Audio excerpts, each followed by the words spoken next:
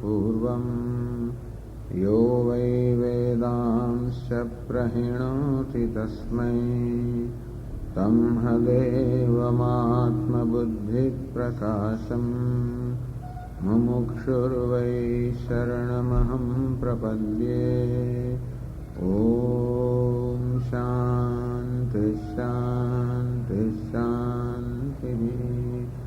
ॐ नमो ब्रह्मादिभ्यो ब्रह्मविद्यासम्प्रदायकर्तृभ्यो वंशर्षिभ्यो महद्भ्यो नमो गुरुभ्यः।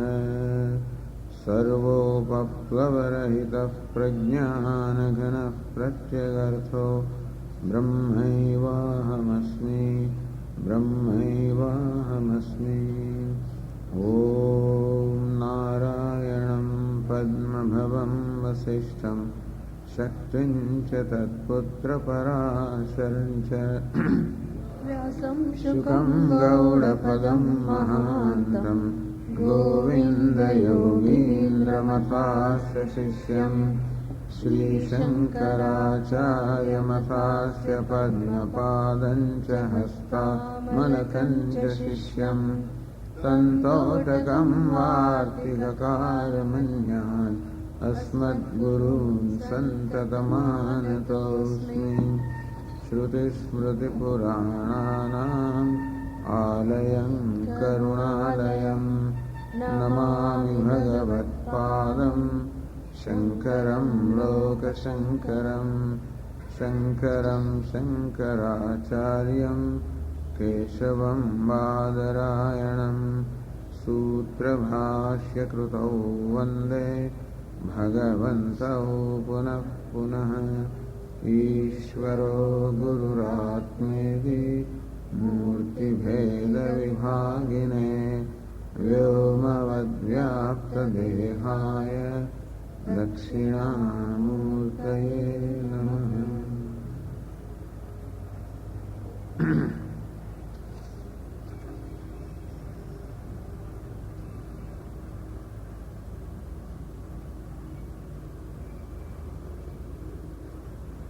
एकविसमा श्लोक है। पुनरपि जननं पुनरपि मरणं पुनरपि जननी जठरे शयनम्।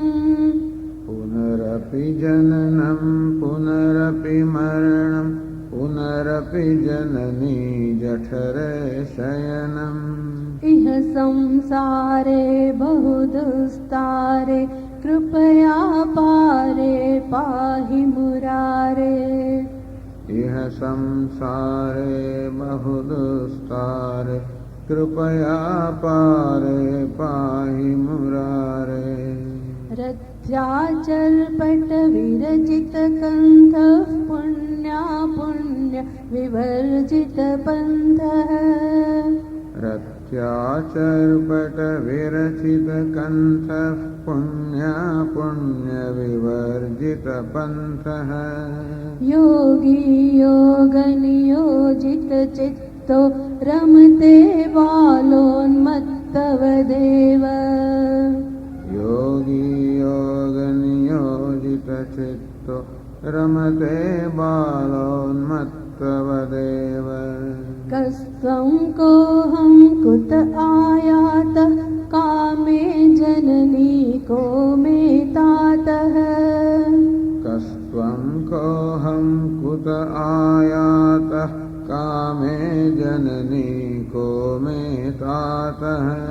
इति परिभावय सर्वमसारं विश्वं त्यक्त्वा स्वप्नविचारम्। इति परिभावय सर्वमसारं विश्वं त्यक्त्वा स्वप्नविचारम् त्वयि मयि चान्यत्रैको विष्णुर्व्यर्थं कुप्यसि मय्यसहिष्णुः त्वयि मयि चान्यत्रैको विष्णुर्व्यर्थं कुप्यसि मय्यसहिष्णुः भवसमचित्तः सर्वत्र त्वं वाञ्छस्य चिराद्यदि विष्णुत्वम् भवसमचित्तः सर्वत्र त्वं वाञ्छस्य चिराद्यदि विष्णुत्वम् शत्रौ मित्रे पुत्रे बन्धो मा कुरु यत्नं विग्रहसन्धौ शत्रौ मित्रे पुत्रे बन्धौ मा कुरु यत्नं विग्रहसन्धौ सर्वस्मिन्नपि पश्यात्मानं सर्वत्रोत्सृज भेदाज्ञानम् सर्वस्मिन्नपि पश्यात्मानं सर्वत्रोत्सृज भेदाज्ञानम् भवसमचित्तः सर्वत्र त्वं वाञ्छसि यदि अचिराद विष्णुत्वम् अचिराद शीघ्र टूंक समय में यदि तुम विष्णुत्व वांछसी जो विष्णु बनवा इच्छता है विष्णु न पद नहीं इच्छता है तो भव समचित्त सर्वत्र त्वं सर्वत्र समचित्त बन અને બીજા શ્લોકમાં કહ્યું સર્વસ્મિન્ન પશ્યાત્માનમ સર્વત્રોત્સુજ ભેદા જ્ઞાનમ સર્વત્ર રહેલા આત્માના દર્શન કર અને આ રીતે ભેદરૂપી અજ્ઞાન કે અજ્ઞાન વિજ્ઞાનવાળા ભેદભાવ છે ઉત્સૃજ એનો દૂર કર આમ સર્વત્ર આત્માના દર્શન કરવા ભગવદ્ ગીતામાં એના માટે એક સુંદર શ્લોક છે કે સર્વત્ર પરમાત્માનું દર્શન થાય પહેલા આપણે શું કરી શકીએ ભગવાન કહે છે આત્મૌપમ્યેન સર્વત્ર સમમ પશ્યતિ અર્જુન સુખમ વા યદિ વા દુઃખમ સયોગી પરમો મતઃ આત્મૌપમ્યેન સર્વત્ર તો કોઈ પણ વ્યવહાર કરતી વખતે આપણે આપણી જાતને બીજાની સ્થિતિમાં મૂકીએ હું એ સ્થિતિમાં હોઉં તો કયા પ્રકારના વ્યવહારની અપેક્ષા રાખું સુખમ વા યદિ વા દુઃખમ મારી પ્રત્યે કયા પ્રકારનો વ્યવહાર કરવામાં આવે તો મને સુખ થાય અને કયા પ્રકારનો વ્યવહાર કરવામાં તો મને દુઃખ થાય હું એ પરિસ્થિતિમાં હોઉં હું સામેવાળાની સ્થિતિમાં હોઉં તો કયા પ્રકારના વ્યવહારથી મને સુખ થાય અને કયા પ્રકારના વ્યવહારથી દુઃખ થાય અને તો એ પણ બહુ સ્પષ્ટ છે કે હું દુઃખ ઈચ્છતો નથી અને સુખ ઈચ્છું છું અર્થાત મારી સ્વાભાવિક ઈચ્છા છે કે મારી પ્રત્યે એવો વ્યવહાર કરવામાં આવે જેથી મને સુખ થાય અને એથી સામેવાળાની અન્ય વ્યક્તિની પણ એ પ્રકારની ઈચ્છા છે કે એની પ્રત્યે એવો વ્યવહાર કરવામાં આવે કે એને સુખ થાય આમ આત્માના દર્શન કરવામાં આ એક બહુ સુંદર ઉપાય છે કે વ્યવહારમાં પણ એટલે કેવું સર્વસ્મિન્ન વિપશ્યાત્માનમ સર્વમાં તું આત્માના દર્શન કર સર્વમાં પોતાના દર્શન કર આમાં વ્યવહારમાં પણ હું એટલે કોણ જે સુખ ઈચ્છે છે આ દુઃખ નથી ઈચ્છતો મને સુખ ક્યારે જન્મે જ્યારે મારી પ્રત્યે અનુકૂળ વર્તન કરવામાં આવે જ્યારે અનુકૂળતા હોય તેનો સુખી હોવ પ્રતિકૂળતા હોય તો દુઃખી હોવ આ મારી અપેક્ષા પ્રમાણે વસ્તુ જ્યારે થાય ત્યારે એનું અનુકૂળતા કહું ત્યારે મને સુખ જન્મે મારી અપેક્ષાથી વિરુદ્ધ કંઈ કરવામાં આવે એનું દુઃખ કહું ત્યાંનું દુઃખી થવું એને પ્રતિકૂળતા કહું દુઃખી થવું આમ અનુકૂળતામાં મને સુખ જન્મે પ્રતિકૂળતામાં દુઃખ જન્મે તો મારી જાતને બીજાની સ્થિતિમાં મૂકવી અર્થાત એને અનુકૂળ વર્તન કરવું અને એને પ્રતિકૂળ વર્તન ટાળવું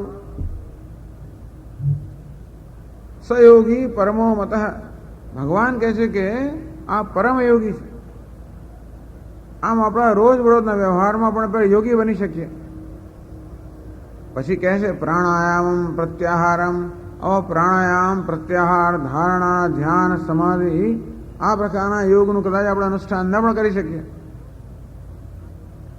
તો પણ આપણા રોજબરોજના વ્યવહારમાં આ યોગનું અનુષ્ઠાન કરી શકીએ કે જે પ્રકારના વર્તનની હું અન્ય પાસે અપેક્ષા રાખું છું એવું વર્તન બીજાઓ તરફ દાખવું અને જે પ્રકારનું વર્તન બીજા મારી તરફ ન કરે એવું વર્તન ન દાખવું.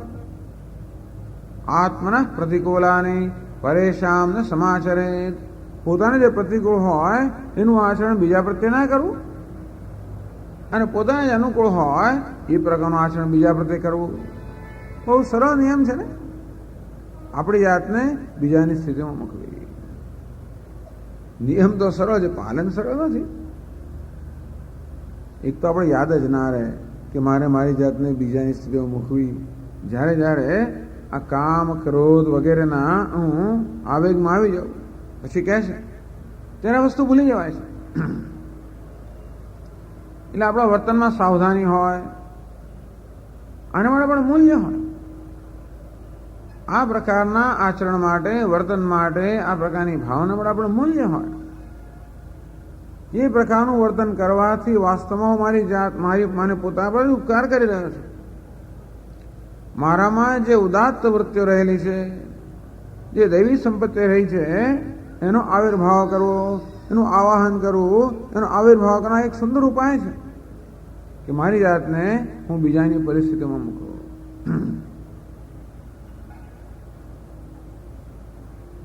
એટલે કહ્યું સર્વસ્મિન વિપશ્યાત્માનમ, બધામાં આત્માના દર્શન કર. જેમ તું એક મનુષ્ય છે બીજો પણ મનુષ્ય છે, તો તું એમ જીવ છે તેમ બીજો પણ જીવ છે. મનુષ્યેતર પ્રાણીઓ હોય તો પણ, ભલે કૂતરા બિલાડા ગમે તે પ્રાણીઓ હોય તો પણ એ બધા એ ખરેખર તો જીવ જ છે. એ બધાને જીવ વાલો છે, બધાને અનુકૂળતા વાલી છે, બધાને પ્રતિકૂળતા વાલી નથી. આમ મનુષ્ય નહીં પરંતુ પ્રાણી માત્રને આ પ્રકારની ઈચ્છા હોય છે. પ્રાણી માત્ર સુખ ઝંખતું હોય અને દુઃખને ટાળવા ઈચ્છતું હોય, પ્રાણી માત્ર પ્રેમ ઈચ્છતું હોય, પ્રાણી માત્ર દયા કરુણા ક્ષમા આ પ્રકારનું વર્તન ઈચ્છતું હોય અને પ્રાણી માત્ર નહીં ઈચ્છે કે અમારા પ્રત્યે કઠોરતા કે ક્રૂરતા દાખવવામાં આવે. અને તેથી અન્યત્ર આત્માના દર્શન કરવા માટે આપોઆપ જ આપણે હવે ક્રૂરતા, કઠોરતા આ પ્રકારની જે વૃત્તિઓ હોય એ વૃત્તિઓને કાબૂમાં રાખવી જ પડે. અને પ્રયત્નપૂર્વક આપણામાંથી આ દયા ક્ષમા કરુણા આ પ્રકારની વૃત્તિઓને પ્રયત્નપૂર્વક આપણને આવાહન કરવું પડે. કદાચ દયા આપણામાં ન પણ જન્મે તો પણ આપણે દયાળુ હોઈએ તો કેવું વર્તન કરીએ એવું વર્તન તો કરીએ. ઘણો દયા નથી જન્મતી, પેલા માટે એટલો રોષ છે કે દયા જન્મતી નથી.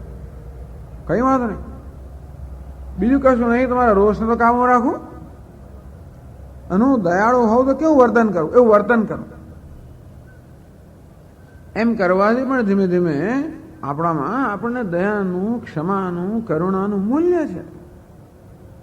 અને જે મૂલ્ય છે એ ભાવના છે, એ ભાવનાને આપણે આપણા વર્તનમાં પ્રતિબિંબિત કરીએ તો ધીમે ધીમે ધીમે એ આપણા સ્વભાવમાં આવે.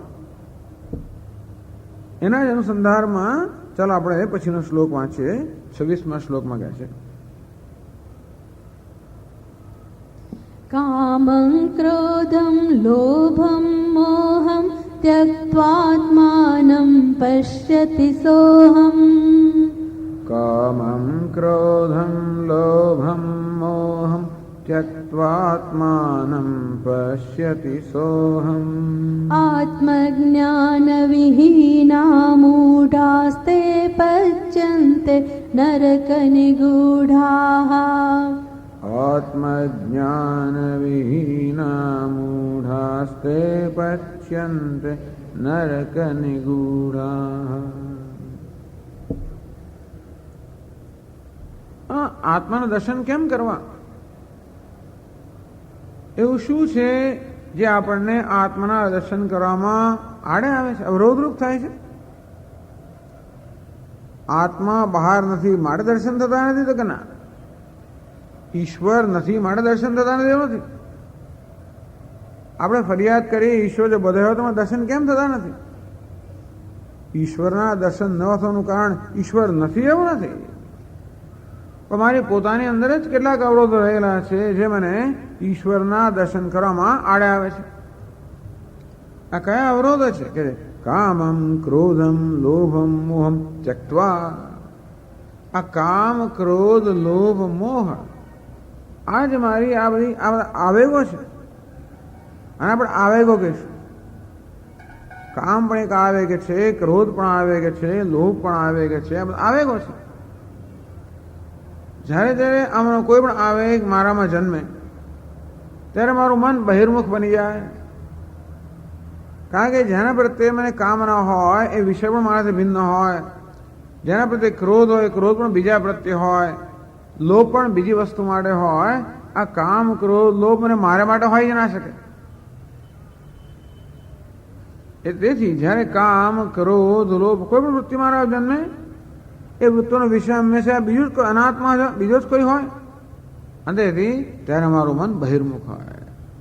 જ્યારે મન બહિર્મુખ હોય અર્થાત મારાથી જ દૂર મંડાયેલું હોય, મારાથી વિમુખ હોય, ત્યારે આત્માનું દર્શન કેમ થાય?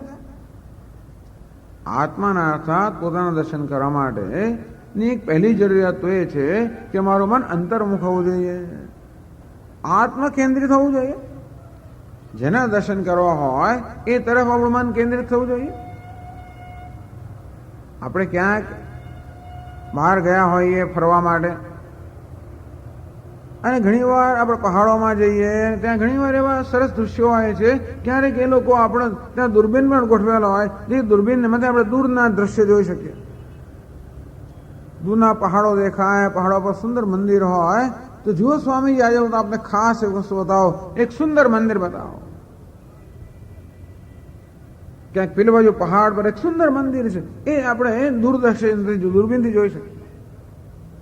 એ જોવા આપણે મારે શું કરવું પડે? પહેલા દૂરબીનને મારે બીજી દિશામાંથી વાળીને જે દિશામાં પેલું મંદિર છે અર્થાત જે જોવા માંગુ એ તરફ મારા દૂરબીનને બરોબર એ દિશામાં ગોઠવવું પડે અને પછી એનો કાચ ફોકસ કરવો પડે, ત્યારે મને પેલું દૃશ્ય દેખાય. જે જોવાનું છે એક બાજુ હોય, મારું દૂરબીન બીજી બાજુ મંડાયેલું હોય તો મને કોઈ દર્શન થાય જ નહીં. આપણું મન પણ દૂરબીન સમાન છે કે સૂક્ષ્મ દર્શક યંત્ર સમાન છે. દર્શન આત્માના કરવાના છે.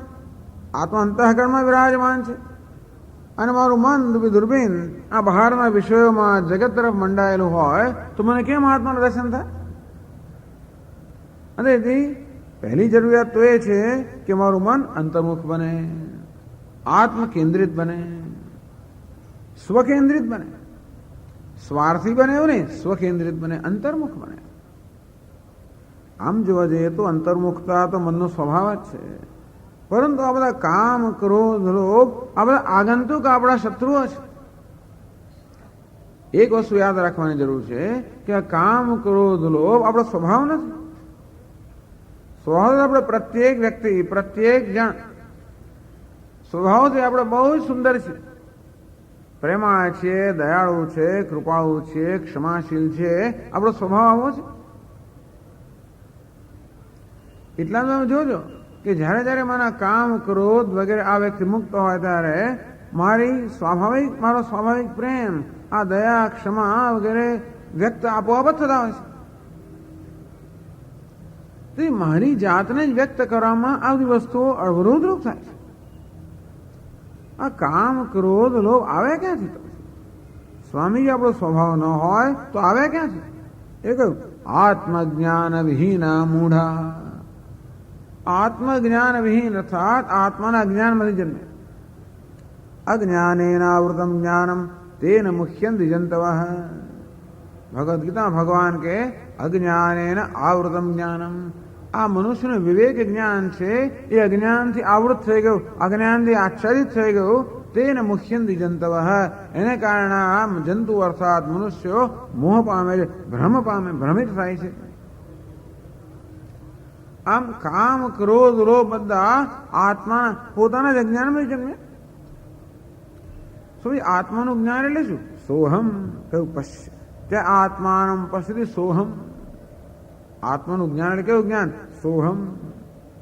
સોહમ એટલે સહ એટલે તે, અહમ એટલે હું, સોહમ એટલે તે હું છું, તે પરમાત્મા હું છું, તે પૂર્ણ પરમાત્મા હું છું. તો એને તે કેમ કહ્યો?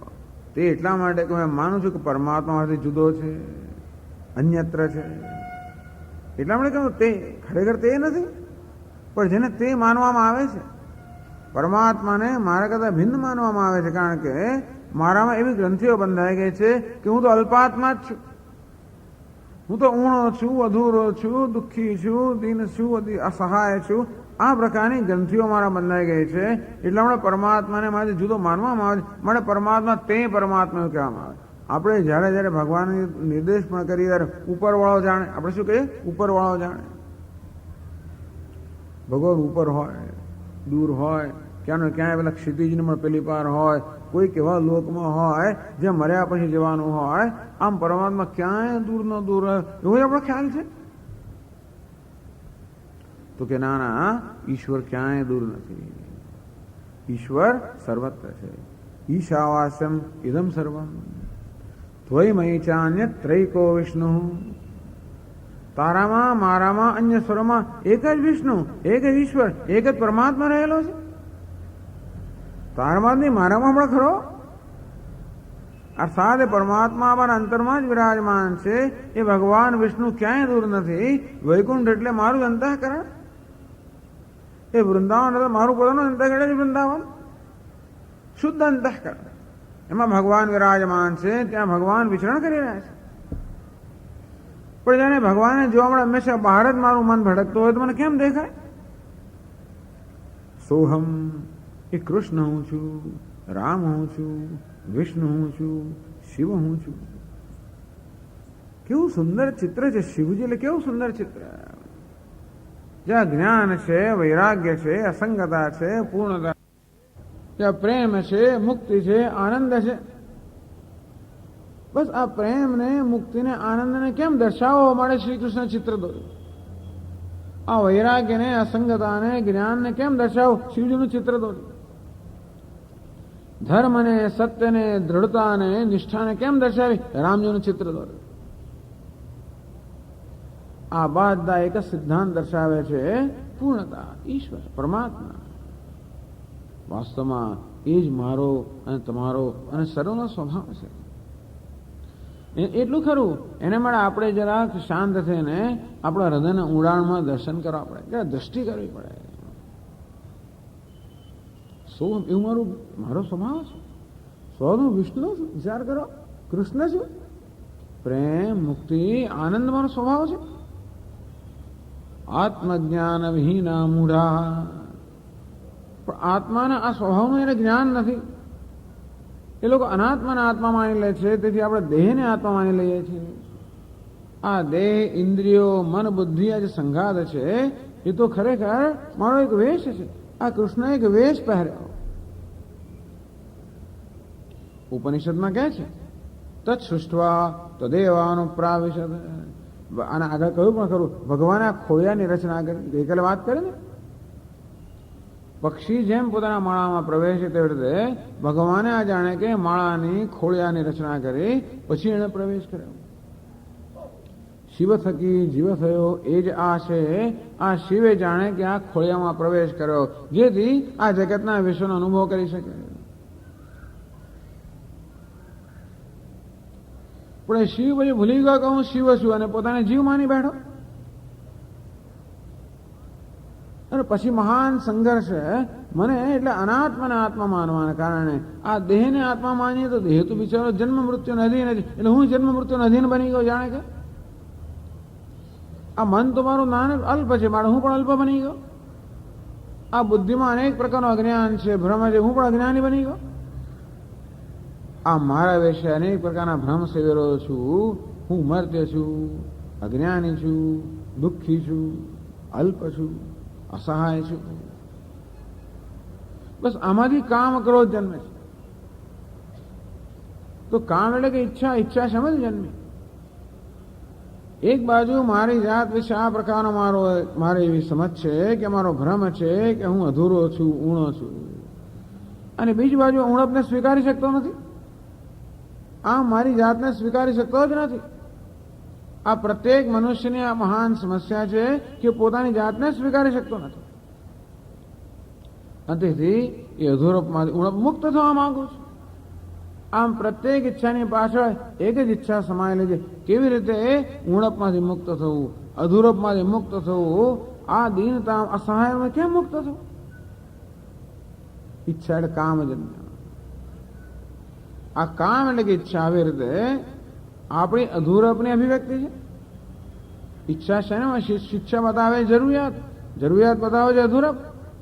આમ દરેક ઈચ્છા અધૂરપની અભિવ્યક્તિ છે. આ ઈચ્છા કોણ કરી રહ્યું છે? પૂર્ણ ઈચ્છા કરી રહ્યો છે કે મારે પૂર્ણ બનવું છે.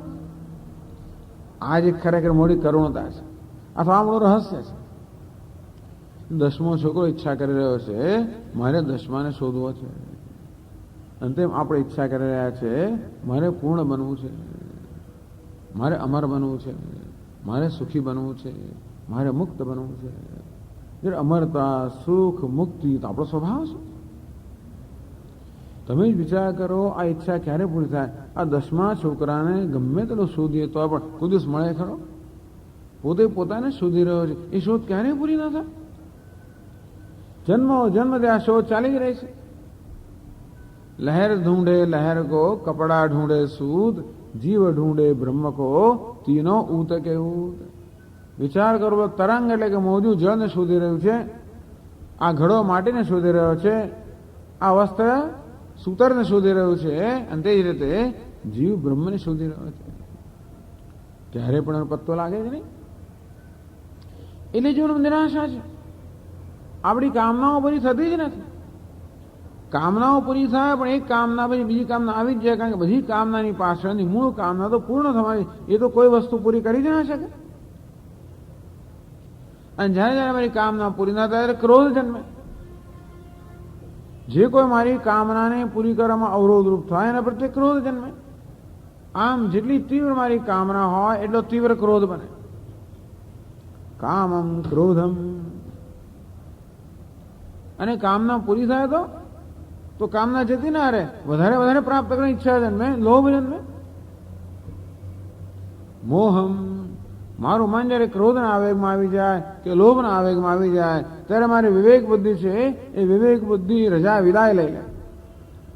હું અવિવેકે બની જવું. મને વાસ્તવિક વસ્તુના દર્શનના વાસ્તવિક દર્શન ના થાય, અર્થાત જે છે ને દર્શન ના થાય. મને વિકૃત, મારી બુદ્ધિ વિકૃત બની જાય. તેથી જે છે એના કરતા જુદી વસ્તુના દર્શન થાય. આનું નામ છે મોહ. મોહ એટલે અવિવેક. જે રજ્જુ છે ત્યાં સર્પના દર્શન કરવા, અને તે રીતે બધે મોહ.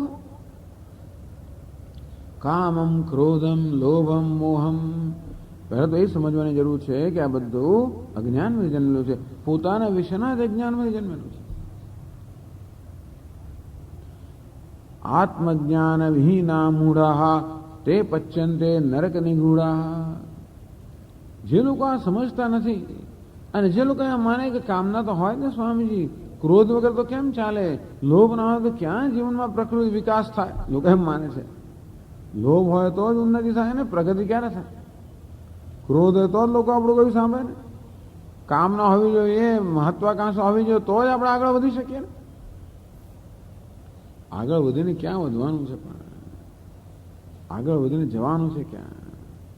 અમારા સ્વામી દયાનંદજી મહારાજે કથા નહીં એમનો અનુભવ કે ઘણા વર્ષો પહેલા ક્યાંક અમેરિકામાં પ્રવચન માટે ગયા હશે ત્યારે લોકો બધા ભક્તો ક્યાંક ક્યાંક લઈ જાય જોવા માટે.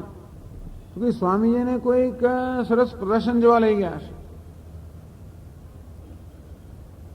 તો ત્યાં ઘણી વસ્તુઓ આમ મૂકવામાં આવતી હોય ને બધાના આમ આકર્ષણ માટે. તો બાળકોના બધા આકર્ષણ માટે ત્યાં આગળ એક યાંત્રિક મનુષ્યને ગોઠવવામાં આવેલો હતો. આમ આપણા જેવો જ દેખાય, હાથ પગ બધું હોય ને. પૈસા નાખો, $1 નાખો, ચાલુ થઈ જાય ધડ ધડ ધડ ધડ ધડ. હાથથી અથોડા મારવા મળે, પગથી પેડલ મારવા મળે, જાત જાતની પ્રવૃત્તિ કરવા મળે. 30 સેકન્ડ સુધી પ્રવૃત્તિ ચાલે, ધડ ધડ ધડ. શક થઈ જાય. સ્વામીએ પણ જોયું, ઓહો, આ બધું જોયા પછી વિચાર કરે.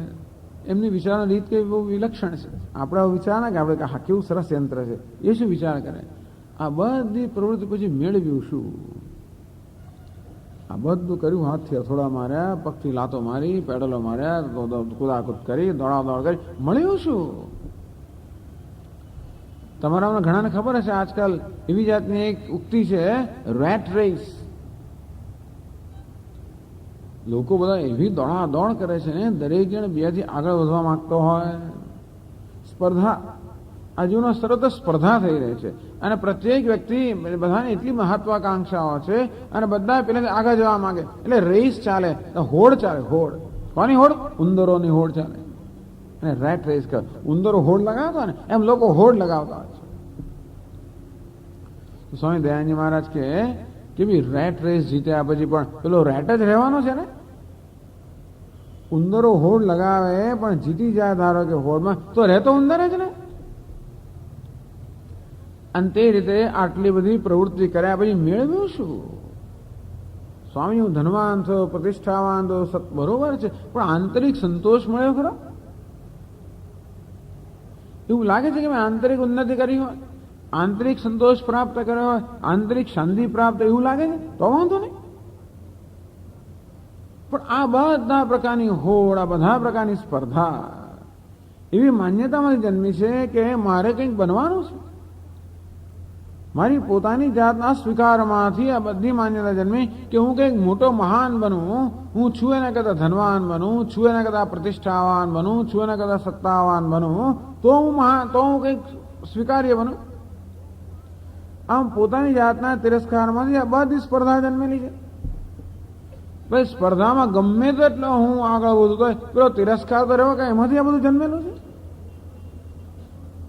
આ માણસ ગમે તે સિદ્ધ કરતો પણ પોતાના તિરસ્કારમાંથી, પોતાના અસંતોષ મુક્ત થઈ શકતો નથી. એનું નામ જ દુઃખ કોને કહેવાય? પોતાની જાતનો તિરસ્કાર કરવો, પોતાના વિશે અસંતોષ હોવો, એનાથી વધારે દુઃખ કયો? એનું નામ જ સંઘર્ષ, એનું નામ જ પેલું કૌરવ અને પાંડવોનું યુદ્ધ. અંદર એક મોટું યુદ્ધ ચાલી રહ્યું છે. તે પચ્યંતે નરક નિગૂઢા. અજ્ઞાનથી જન્મેલી આ બધી કામ, ક્રોધ વૃત્તિઓના કારણે, આંતરિક સંતોષને કારણે, આંતરિક સંઘર્ષને કારણે મનુષ્ય સંઘર્ષ અનુભવી રહ્યો છે, દુઃખ અનુભવી રહ્યો છે. એ નરકની પીડા અહીં જ અનુભવી રહ્યો છે. એટલે બીજું કોઈ નરક નથી એવું કહેવાનો હેતુ નથી. બીજે તો નરક હશે, ત્યારે તો આપણે જઈશું ત્યારે તળિયામાં તળવામાં આવશે ને થાંભલાને બાજવું પડશે, એ જુદી વાત છે. એટલે ગરુડ પુરાણના વર્ણનો આવતા હોય. હશે કે નહીં ખબર નથી, હશે. પણ નરકમાં જાય કોણ? જે અહીં નરકમાં રહેલો હોય. તે એક નિયમ એવો છે કે આપણામાં બીજું કોઈ પરિવર્તન થતું નથી. હું બીજા જન્મમાં ડુક્કર ક્યારે બનું, ભૂંડ ક્યારે બનું? અહીં ભૂંડ જેવો થઈ ગયો તો બનું. અહીં મારું વર્તન ભૂંડ જેવું હોય, અહીં મારું વર્તન અસુર જેવો તો બીજા જન્મમાં અસુર બનો. અહીં દેવ જેવો તો બીજામાં અસુર ના બનો. તો અત્યારે હું નરકમાં બરોબર પચ્યંતે. આ બિચારો પચ્યંતે એટલે બધાને પચાવવામાં આવે છે, બધાને રાંધવામાં આવે છે. બિચારા નરકની અંદર બધા ખદબદી રહ્યા છે. આ કામ, ક્રોધ, લોભ, આ પ્રકારની વૃત્તિઓને કારણે મનમાં સતત સંઘર્ષ, જેને આજે સ્ટ્રેસ કહેવામાં આવે, ટેન્શન કહેવામાં આવે, એ બધું ક્યાં અજ્ઞાનમાંથી આ બધું જન્મેલું છે. આપણે મૂળ પ્રશ્ન ઉકેલીએ નહીં, બીજા બધા આડાવડા પ્રશ્નો ઉકેલ્યા કરીએ તો મૂળ રોગ તો એનો જ રહી ગયા છે. આ ભવરોગ એટલે આત્માનું જ્ઞાન. એ ભવરોગને આપણે ચિકિત્સા કરતા નથી અને બીજું કંઈ કર્યા કરતા હોય એમ પ્રમાદ છે. તેથી એ ભવરોગ તો રહી જ જાય છે. એમાંથી જ સંઘર્ષ, એમાંથી જ પીડા, એમાંથી આંતરિક સંતાપ જન્મતો હોય છે. તેથી પ્રત્યેક અજ્ઞાની મનુષ્ય ખરેખર તો આ કામ, ક્રોધ, લોભના સ્કંજામાં હોય છે. અને વિચાર કરો, સીતાજીને પેલા રાક્ષસો હરી ગયા, રાવણ હરી ગયો અને પછી ક્યાં રાખવામાં આવ્યા? એ રાક્ષસોને વચ્ચે રાખવામાં આવે. અંતે રીતે આ કામ અને ક્રોધ અને લોભ રૂપે રાક્ષસો આપણા મનની શાંતિને હરી ગયા છે અને બધી આસુરી વૃત્તિઓ વચ્ચે રાખવામાં આવી છે. તો પીડા જ પીડા. એટલે કહે છે કે સમજ કે કઈ વસ્તુ દુઃખ આપી રહી છે. આ દુનિયા પણ દુઃખ નથી આપી રહી. આપણે માનતો હોય કે આ સાસુને કારણે દુઃખ છે, વહુને કારણે દુઃખ છે, દીકરાને કારણે દુઃખ છે, બાપને કારણે દુઃખ છે, પતિને કારણે દુઃખ છે, પત્નીને, બધા હશે દુઃખ? નહીં હોય એવું નહીં. બધા મીઠું ભભરાવતા હશે. દુનિયા કે આમ જાય એવી નથી. બધા મીઠું ભભરાવે એવા છે. પણ મીઠું ભભરાવે ત્યારે આપણને પીડા ક્યારે થાય? કંઈક વાગ્યું હોય ત્યારે, ઘા હોય ત્યારે. ઘા પર મીઠું ભભરાવે ત્યારે પીડા થાય. ઘા ના હોય તો ભલે મીઠું ભભરાવે. આમ ઘા કયો ઘા છે? કામમ, ક્રોધમ, લોભમ, મોહમ. આ ઘા તો અંદર છે જ. આત્માનું અજ્ઞાન, પોતાનો જ સ્વીકાર, પોતાનો તિરસ્કાર, આ પ્રકારનો ઘા રહેલો છે. એના પર બધા મીઠું ભભરાવે છે. બાકી આપણે જે દુનિયામાં રહી છે તે અને પેલો જ્ઞાની પુરુષ છે દુનિયા તો એક જ છે. પણ પેલા દુઃખેશુ અનુદ્વિગ્ન મનઃ સુખેશુ વિગત સ્પૃહ. દુઃખમાં પ્રતિકૂળતામાં એ ઉદ્વિગ્ન થતો નથી, અનુકૂળતામાં સ્પૃહા જન્મ, કારણ કે એનામાં કોઈ ઘા રહ્યો જ નથી. અને ભલે ને મીઠું ભભરાવો તોય કઈ ના થાય. સમજવું કે દુઃખનું, શોકનું કારણ આપણા પોતાનામાં જ રહેલું છે.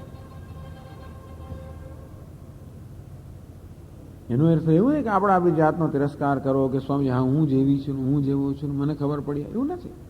બધા અજ્ઞાન છે, ત્યાં બધા અજ્ઞાની જ જન્મેલા છે. આત્મજ્ઞાન વિહીના મૂઢા તે પચ્યંતે નરક નિગૂઢા. કરુણતા તો એ છે કે આ બધી સાહેબીની વચ્ચે આપણે નરકમાં છે. બધા પ્રકારના આ ભંડારોની વચ્ચે, બધા પ્રકારની આબાદીની વચ્ચે આપણે નરકમાં જીવીએ છીએ. કારણ કે અજ્ઞાન. એમણે જન્મે આત્માનો પોતાનો અસંતોષ, એમણે જન્મે કામ, ક્રોધ, લોભ, મોહ ત્યક્ત્વા, આને છોડી દે. ત્રિવિધમ નરકસ્યેદમ દ્વારમ નાશનમાત્મનઃ કામ, ક્રોધસ તથા લોભ તસ્માદ એતત્રયમ ત્યજેત. ભગવાન કે ભગવદ્ ગીતામાં કે આ ત્રણ તો નરકનું દ્વાર છે. આ કામ, ક્રોધ, લોભ તો નરકનું દ્વાર છે. મોહ પણ ઉમેરો અંદર. તસ્માદ એતત્રયમ ત્યજેત, મળે હે અર્જુન આ ત્રણને છોડી દે. એતૈર વિમુક્ત કૌંતેય તમોદ્વારે સ્ત્રીભિર્નરઃ આચરત્યાત્મન શ્રેય તતો યાતિ પરામ ગતિમ. હે કૌંતેય, આ ત્રણના સકંજામાંથી મુક્ત થયો એ પછી પોતાના જીવનનું કલ્યાણ કરે છે. આ કામ, ક્રોધ, લોભ આના સકંજામાંથી મુક્ત થઈ જાય તો આપણું મન શાંત બને, અંતર્મુખ બને. અંતો પછી સોહમ, એ પરમાત્મા જે અંતરમાં જ રહેલો છે એના દર્શન કરી શકીએ. અંતરે જ્ઞાન થાય સોહમ, એ કૃષ્ણ તો હું જ છું, રામ તો હું જ છું, શિવ તો હું જ છું, વિષ્ણુ હું જ છું, પરમાત્મા હું જ છું. જે કે નામ દો એ વાસ્તવમાં હું જ છું.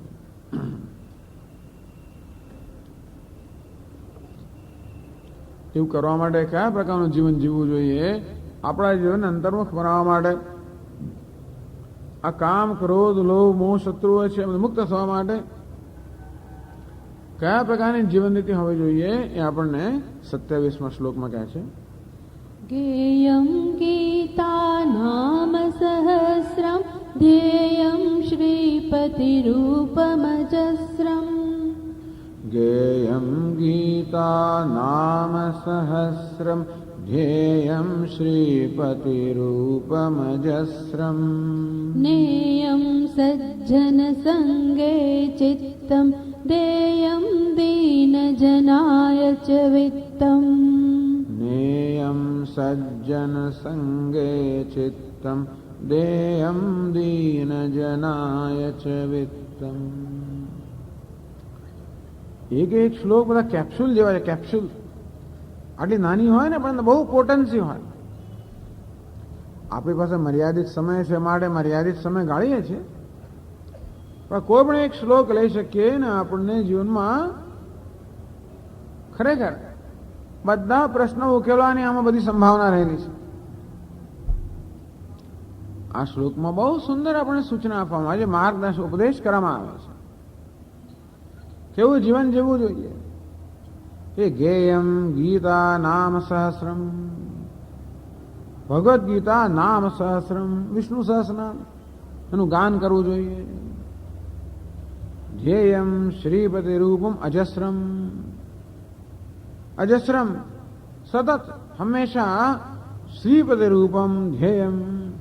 શ્રીપતિ અર્થાત ભગવાન નારાયણ, ભગવાન નારાયણના રૂપનું સતત ધ્યાન કરવું જોઈએ.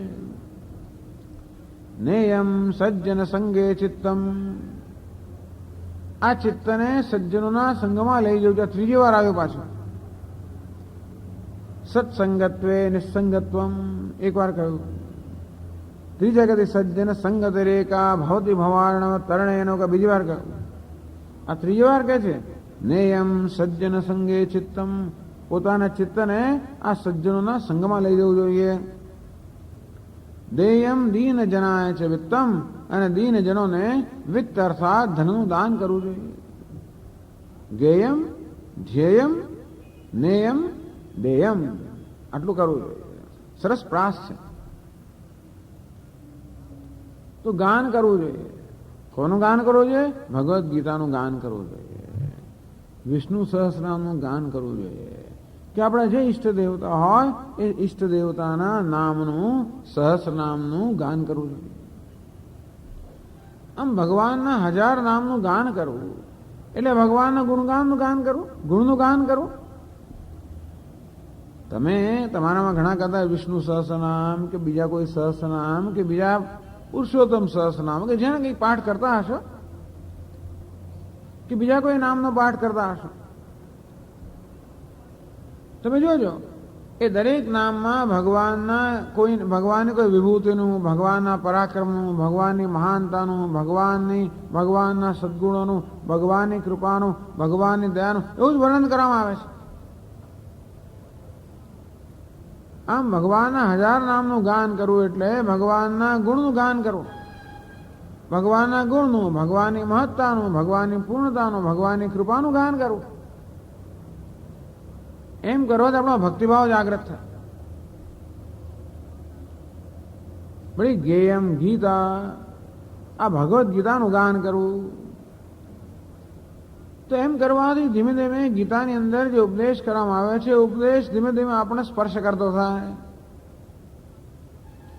ભગવદ્ ગીતા સંસ્કૃતમાં છે. સંસ્કૃતનું કદાચ આપણને બહુ જ્ઞાન ન હોય તો પણ એટલું અઘરું સંસ્કૃત નથી. એનું ભાષાંતર તો આપણી ભાષામાં મળતું જ હોય છે. અને આખી ગીતાનું ગાન ન થાય તો પણ 1, 2, 3 અમુક નક્કી કરેલા અધ્યાયનું ગાન થાય, પાઠ થાય. યાંત્રિક રીતે નહીં.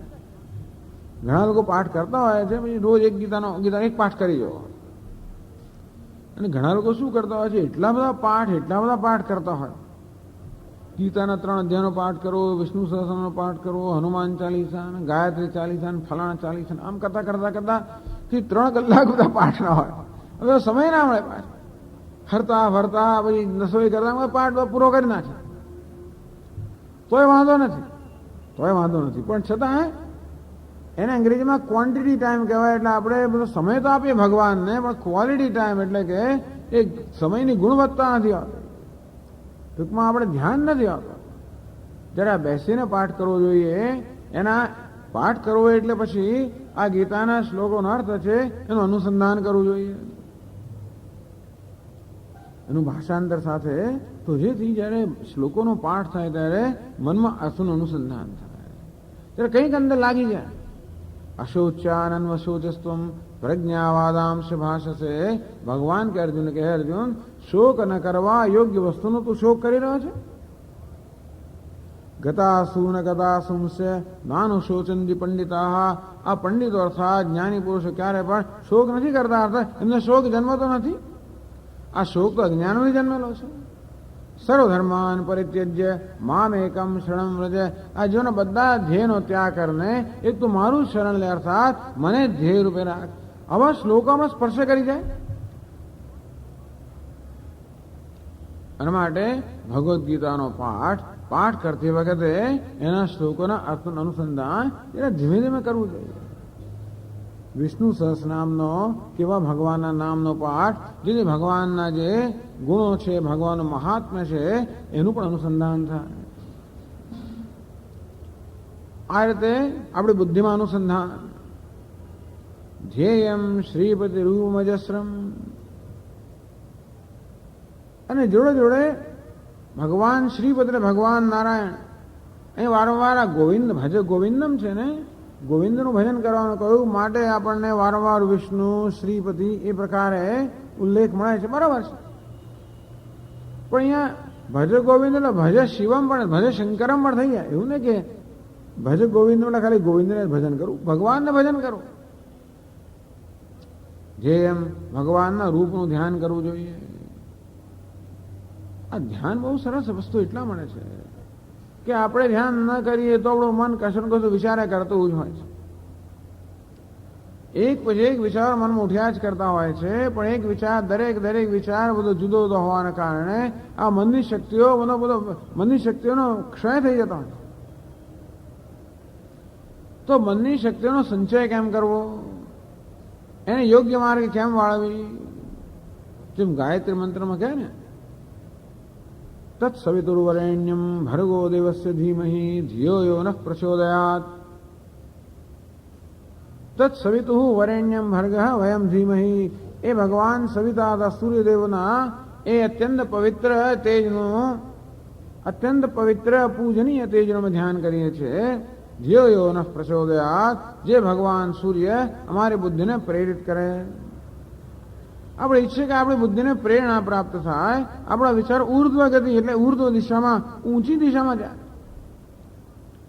કારણ કે વિચારનો સ્વભાવ છે કે જો આપણે એનું સંચાલન ન કરીએ, નિયમન ન કરીએ તો બસ હંમેશા વિશ્વમાં ભટક્યા કરે. એમ કરી કરીને એ અધો દિશામાં જાય. આમ જળનો સ્વભાવ છે કે ઉપરથી નીચાના સ્તરે વહેવું, તેવી રીતે મન પણ હંમેશા નીચાના સ્તરે વહી શકે. આપણા વહેલા રાગ દ્વેષ વગેરે હંમેશા મનને વિવિધ દિશામાં ખેંચી જાય. એટલે મનને સાત્વિક બનાવવા માટે મનને ઉર્ધ્વ દિશામાં લઈ જવાનો પ્રયત્ન કરવો પડે, એમને ના થાય. જો કશો પ્રયત્ન નહીં કરીએ તો એની જાતે આપણું મન સુધરવાનું નથી. આપણું મન તો નકામા વિચારો કર્યા કરશે, યાંત્રિક વિચારો કર્યા કરશે, જેમ તેમ રખડ્યા કરશે, અથવા ખોટા વિચારો કર્યા કરશે. એટલે ધ્યાન એવી પ્રક્રિયા છે જ્યાં આપણે પ્રયત્નપૂર્વક આપણા મનને યોગ્ય વિચારોમાં યોજીએ. જેયમ શ્રીપતિ રૂપમ, ભગવાન શ્રીપતિના રૂપનું, ભગવાન નારાયણના રૂપનું, ભગવાન નારાયણનું આપણે ઈષ્ટ દેવતાનું ધ્યાન કરવું જોઈએ, એનો જપ કરવો જોઈએ, ધ્યાન કરવું જોઈએ. એટલે આપણું મન ગમે તેમ ના વિચારે, આપણે કહીએ તેમ વિચારે. હું કહું ઓમ નમઃ શિવાય, ઓમ નમઃ શિવાય, ઓમ નમઃ શિવાય, તો મનને બીજું વિચારો, પાછું ત્યાં લઈ આવો ઓમ નમઃ શિવાય, પાછું ભાગે પાછું લઈ આવો. એ ભાગી જેવો મનનો સ્વભાવ જ છે. જેમ બાળકને વાંચવાનું ગમે ને, આપણે પકડીને બેસાડીએ, આ બધા આડાવડા થઈ પછી ભાગી જાય, લઈને પકડીને બેસાડો. તેવી રીતે અભ્યાસ એનો તો કામંતે વૈરાગ્ય છે ગૃહ્ય. અભ્યાસ વારંવાર એની વસ્તુને દોહરાવવી. ઓમ નમઃ શિવાય, ઓમ નમઃ શિવાય, ઓમ નમઃ શિવાય, ઓમ નમો નારાયણ, જે કંઈ હોય ભગવાનનું નામ. જેયમ સતત એ પ્રકારના વિચારનો પ્રવાહ મનમાં જાવી રાખો. ધ્યાન અર્થાત આપણા ઈચ્છનીય વિચારનો પ્રવાહ મનમાં જાવી રાખો. અનિચ્છનીય વિચારોને દૂર કરીને પ્રયત્નપૂર્વક ઈચ્છનીય વિચારનો પ્રવાહ જાવી રાખો, નામ ધ્યાન. તો જો આપણને શ્રીપતિ માટે, નારાયણ માટે પ્રેમ હોય, કે જેને માટે પ્રેમ હોય, જે કોઈ ભગવાનના રૂપ માટે, સ્વરૂપ માટે પ્રેમ હોય, જે કોઈ નામ માટે પ્રેમ હોય, તો એ જ વિચાર આપણા મનમાં, એ વિચાર પ્રવાહ જાળવી રાખો, એનું નામ ધ્યાન. જેયમ શ્રીપતિ રૂપમ અજસ્રમ, સતત શ્રીપતિ અર્થાત ભગવાન નારાયણના રૂપનું ધ્યાન કરવું જોઈએ. મનમાં એ પ્રકારના વિચારો આપણે જાળવી રાખવા જોઈએ, જેથી આપણું મન ધીમે ધીમે ધીમે આ નારાયણ વિચારના કારણે એ ધીમે ધીમે શુદ્ધ બનતું જાય. જો ઊંચી વસ્તુના વિચારો કરીએ, શુદ્ધ વિચારો કરીએ તો મન શુદ્ધ બને. પવિત્રાણામ પવિત્રમ યો મંગલાનામ ચ મંગલમ. ભગવાન પવિત્રનો પણ પવિત્ર છે, મંગળનો પણ મંગળ છે. માટે એના વિચારો જેટલા કરીએ એટલે આપણું મન પણ પવિત્ર બને, મંગળ બને. આ મનને પવિત્ર બનાવવા માટે, શુદ્ધ બનાવવા માટે કહેવામાં આવ્યું કે ભગવાનનું ધ્યાન કરવું જોઈએ. નેયમ સજ્જન સંગે ચિત્તમ. આપણને વિચારનો ખોરાક જોઈએ. આપણી બેટરી ચાર્જ કરવી પડે. વારંવાર આ બેટરી આપણી ડિસ્ચાર્જ થઈ જાય તો બેટરી ચાર્જ કરવી પડે. પ્રોત્સાહન મેળવવું જોઈએ. આપણા મનને આપણે પોષણ આપવું જોઈએ. જેમ પેલા છોડને ઉછેરવા માટે આપણે ખાતર આપીએ, પાણી આપીએ અને વાડ બાંધીને છોડનું રક્ષણ કરીએ, તે રીતે આ મનરૂપી છોડ છે એમાં પણ સુંદર બગીચો છે, એમાં સુંદર સુંદર પુષ્પો ખીલવા માટે આપણે એક વાડ બાંધવી પડે. શેની વાડ બાંધીએ? આ સજ્જનોના વાડ બાંધીએ. નેયમ સજ્જન સંગે ચિત્તમ, આપણા ચિત્તને સજ્જનોના સંગમાં લઈ જઈએ કે ત્યાં એ પ્રકારની ચર્ચા થતી હોય માટે બીજા પ્રકારની ચર્ચાથી કે બીજા પ્રકારના વિચારથી મન મુક્ત રહે, આમ વાડ બાંધી દઈએ. એટલું જ નહીં પણ સત્સંગની અંદર આપણે નવા નવા વિચારો મળે, નવી નવી દિશા મળે, એમ કરીને આપણા મન બગીચામાં સરસ સરસ આપણે ખાતર નાખીએ, આપણે એમાં પાણીનું જળનું સિંચન કરીએ. આમ સજ્જનોનો સંગ બહુ મહત્વનો છે. આપણે નવા વિચારો મળે, નવી દિશા મળે, માર્ગદર્શન મળે, આપણા પ્રશ્નો ઉકલે, સંશયોનું પણ નિરાકરણ થાય અને સાથે સાથે આપણા મનને રક્ષણ મળે, જેથી પેલા અયોગ્ય વિચારોના આક્રમણથી આપણે આપણા મન બચાવી શકીએ. નેયમ સજ્જન સંગે ચિત્તમ, આપણા ચિત્તને સજ્જનોના સંગમાં લઈ જવું જોઈએ. જેવો સંગ તેવો રંગ, તેથી આપણા મનને એ પ્રકારે રંગવા માટે આપણે પ્રયત્નપૂર્વક સજ્જનોના સંગમાં લઈ જઈએ. દેયમ દીન જનાય છે વિત્તમ, અને વ્યવહારમાં કેવું હોવું જોઈએ? દીન જનાય છે વિત્તમ દેયમ, આ દીન જનોને આપણા જેટલા ભાગ્યશાળી જે લોકો નથી, માટે જે લોકો દીન છે, જે લોકો જરૂરિયાતવાળા છે, વિત્તમ દેયમ, એવા જરૂરિયાતવાળા લોકોને આપણી પાસે જે ભગવાન આપ્યું હોય એ વહેંચવું જોઈએ. એટલે ધનમાંથી દાન, આ દાન છે ધનની શુદ્ધિ માટેનો ઉપાય છે. ભગવાનનું ધ્યાન જે ચિત્તની શુદ્ધિનો ઉપાય છે. આ સજ્જનોનો સંગ છે બુદ્ધિની શુદ્ધિનો ઉપાય છે, અને આ દાન છે ધનની શુદ્ધિનો ઉપાય છે, વ્યવહાર શુદ્ધિનો ઉપાય છે. કઈ જે કઈ વસ્તુ આપણી પાસે આવે એના દોષ લઈને આવતી હોય છે. આપણે અનાજ ઘરમાં ભરીએ ત્યારે સીધે સીધો આપણે એને ઉપયોગમાં નથી લેતા, એને સાફ કરીએ ખરા ને.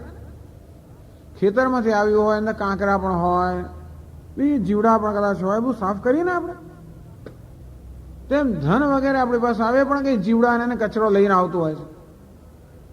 ધન કમાવામાં કશીક કશીક તો કંઈ ગડબડ થવાની છે. પૂરેપૂરા પ્રામાણિકતા આપણે ન જોઈએ. આપણે ધન મળે તો બીજા કોઈ ગુમાવ્યો ત્યારે જ ને. કોઈની આંતળી તો કકડાટ કશું તો થતું જોઈએ ને.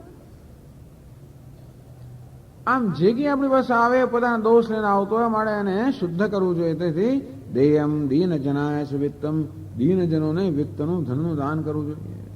ટૂંકમાં આપણામાં ઉદારતા હોવી જોઈએ. એક આંતરિક ઉદારતામાંથી આ દાન વૃત્તિ જન્મવી જોઈએ. તો આપણા જીવનના દાન, ઉદારતા, હૃદયની વિશાળતા, આપણે બુદ્ધિના સ્તરે સજ્જનોનો સંગ, ચિત્તના સ્તરે ભગવાનનું ધ્યાન, અને લાગણીના સ્તરે વિષ્ણુ સહસ્રનામ, ભગવદ્ ગીતાનો પાઠ. આ પ્રકારના વ્યક્તિના બધા સ્તર છે ને ભગવાન સાથે જોડવા. ધ્યાન કરનારા ચિત્તને ભગવાન સાથે જોડવું ભગવાનના ધ્યાનથી. આ લાગણીમાં આપણું મન છે એને ભગવાનના ગુણગાન ગાવા, સહસ્રનામનું કીર્તન કરવું વગેરે, એ રીતે ભગવાનના ગુણગાનથી આપણા લાગણીશીલ વ્યક્તિત્વનો વિકાસ કરો. સજ્જનોના સંગથી નવા નવા વિચારો પ્રાપ્ત કરીને બુદ્ધિનો વિકાસ કરો. અને વ્યવહારની અંદર દાન, ઉદારતા, આથી આપણા હૃદયનો ઉદારતાનો વિકાસ કરવો. આ પ્રકારનો એક સુંદર કાર્યક્રમ આપવામાં આવ્યો. આ પ્રકારે જીવન જીવવું જોઈએ તો આપણું મન અંતર્મુખ બને અને આપણે ભગવાનના દર્શન માટે તૈયાર થઈ જાય. કહ્યું તો ખરું, ત્વય મય ચાન્ય ત્રૈકો વિષ્ણુ, તારામાં મારામાં સર્વત્ર એક જ વિષ્ણુ છે. પણ એ છે એ કહીએ તો ખરા, પણ ખરેખર આપણે વ્યવહારમાં ઉતરવું જોઈએ ને. હવે વ્યવહાર કરીએ ત્યારે એ વસ્તુ આપણે માટે એક વાસ્તવિકતા બનતી જાય. આમ 27 શ્લોકો થયા. એવું કહેવાય છે કે પહેલો શ્લોક છે ભજ ગોવિંદમ, એ તો ધ્રુવ પદ છે. પછીના 12 શ્લોકો ભગવાન શંકરાચાર્ય રચ્યા, એને દ્વાદશ મંજરિકા સ્તોત્ર કહેવામાં આવે છે. 12 ફૂલનો સુગંધી પુષ્પનો ગુચ્છ. પછી એમ કહેવાય છે કે ભગવાન શંકરાચાર્ય આ બધા શ્લોકો રચ્યા તો એમની સાથે એમના જે શિષ્યો હતા એ બધાને પ્રેરણા જન્મી અને એક પછી એક 14 શિષ્યોએ એક એક શ્લોક રચ્યો. તો પછીના 14 શ્લોક છે એમના શિષ્યોએ રચાવાનો કહેવાય છે. પહેલો શ્લોક વત્તા 12 શ્લોક વત્તા 14 શ્લોક એટલે 27 થયા ને. છેલ્લા 4 શ્લોક વળી પાછા શંકરાચાર્ય ભગવાન રચાયો કહેવાય છે. એટલે હવે પછીના 4 શ્લોકમાં જે બધા વિચારો આવી ગયા એનું પણ આપણને એક સંક્ષેપ પણ મળશે. સંક્ષેપમાં વળી પાછા ભગવાન શંકરાચાર્ય બધા સાધકોનું ધ્યાન દોરે છે, બધાને આશીર્વાદ આપે છે. તો 28મા શ્લોકમાં કહે છે સુખતઃ ક્રિયતે રામા ભોગઃ પશ્ચાદંત શરીરે રોગઃ. સુખતઃ ક્રિયતે રામા ભોગ પશ્ચાદંત શરીરે રોગઃ. યદ્યપિ લોકે મરણં શરણં તદપિ ન મુંચતિ પાપાચરણં. યદ્યપિ લોકે મરણં શરણં તદપિ ન મુંચતિ પાપાચરણં. વળી પોતાનું આ જીવન, લોકોનું આ વર્તન જે છે, લોકોનું જીવન છે, નિરીક્ષણ અહીંયા આગળ વળી રજૂ કરે છે આપણે સમક્ષ કે જુઓ આ મનુષ્યો કેવું જીવન જીવી રહ્યા છે. આ માણસ તરીકેનું જીવન જીવતા નથી, આ પશુનું જીવન જીવી રહ્યા છે. આહાર નિદ્રા ભય મૈથુનમ છે સામાન્ય મેત પશુવીર નરાણામ. આહાર નિદ્રા ભય અને મૈથુન આ બધા જે આવેગો છે, આવેગો તો મનુષ્ય અને પશુઓમાં સમાન છે. પ્રકૃતિ યામતી ભૂતાની નિગ્રહ કિમ કરિષ્યતિ. બધા જીવો પ્રાણીઓ પ્રકૃતિનું અનુસરણ કરે છે. આ પ્રકૃતિ છે. આમ પ્રાણી માત્ર આહાર નિદ્રા ભય અને મૈથુન આ 4 પ્રકારના આવેગો લઈને જ જન્મેલું છે. ભૂખ અને તરસને સમાવી એક સ્વાભાવિક આવેગ છે. નિદ્રા ઊંઘી જવું, થાક લાગે ત્યારે ઊંઘી જવું અથવા વિશ્રામ કરવો એ પણ બીજી જરૂરિયાત છે. ભય પોતાનું રક્ષણ, પોતાની જાતનું રક્ષણ કરવું આપણા સ્વાભાવિક છે. મૈથુનમ અને ઇન્દ્રિયના આવેગોનો સંતોષવા આ એક ચોથો સ્વભાવ છે. આ 4 પ્રકારના આવેગો, આ પ્રકારની પ્રકૃતિ લઈને પ્રત્યેક પ્રાણી જન્મેલું છે. અંતેથી જો આપણે પ્રયત્ન ના કરીએ તો આ બધા આવેગો આપણો કબજો લઈ જ લેવાના છે. એટલે ઘણા બધા મનુષ્યો હોય છે જેમનો વિવેક હોતો જ નથી. આ મનુષ્યના રૂપમાં જન્મ તો લીધો, પણ આ મનુષ્ય જીવનનું કોઈ ધ્યેય હોવું જોઈએ, અંતેથી એ કલ્યાણમય આપણો માર્ગ હોવો જોઈએ. આ પ્રકારનો ખ્યાલ કોઈને આવતો જ નથી. કઠોપનિષદમાં કહે છે ન સાંપરાય પ્રતિભાતિ બાલમ પ્રમાદ્યંતમ વિત્ત મોહેન મૂઢ. આ મનુષ્ય ધન સંપત્તિ પુત્ર પરિવાર આ બધાના મોહમાં એટલો બધો પડી ગયેલો છે. સ્વાદ સૌખ્ય નિષન્નમ સુતધન યુવતી સ્વાદ સૌખ્ય નિષન્નમ.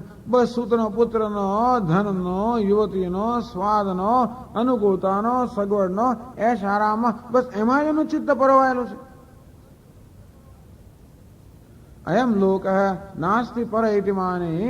બસ આજે દેખાય છે જગત આ વિષયોનું સુખ એટલે સુખ, એથી ચડિયાતો કોઈ હોય એવો માણસ સ્વીકારતો જ નથી, એવો ખ્યાલ પણ એને આવતો નથી.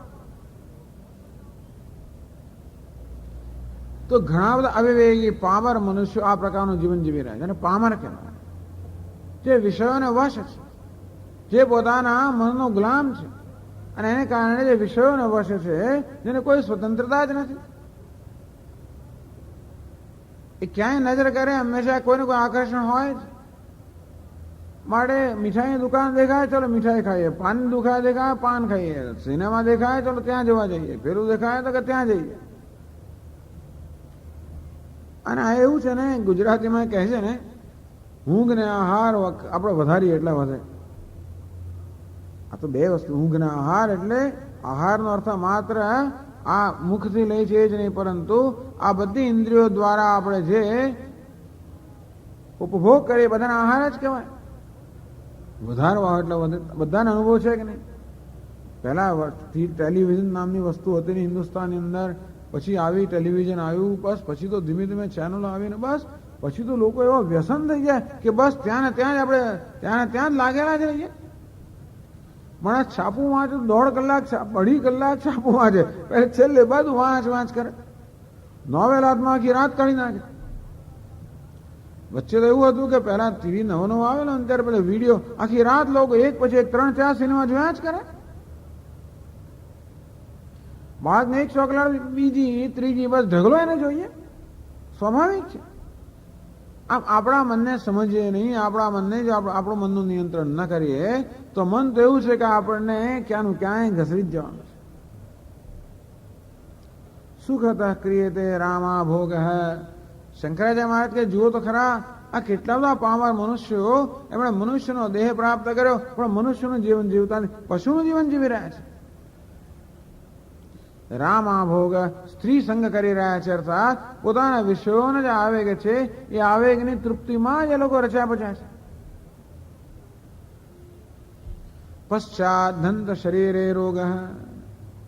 કમ નસીબે જ્યારે વિષયના ભોગમાં કોઈ પ્રકારનો વિવેક જવામાં ના આવે અને માણસ વિષય ભોગનો ગુલામ બની જાય ત્યારે ભોગે રોગ ભયમ. ભર્તૃહરિ મહારાજ કહે છે જ્યાં ભોગ છે ત્યાં રોગ થવાનો છે.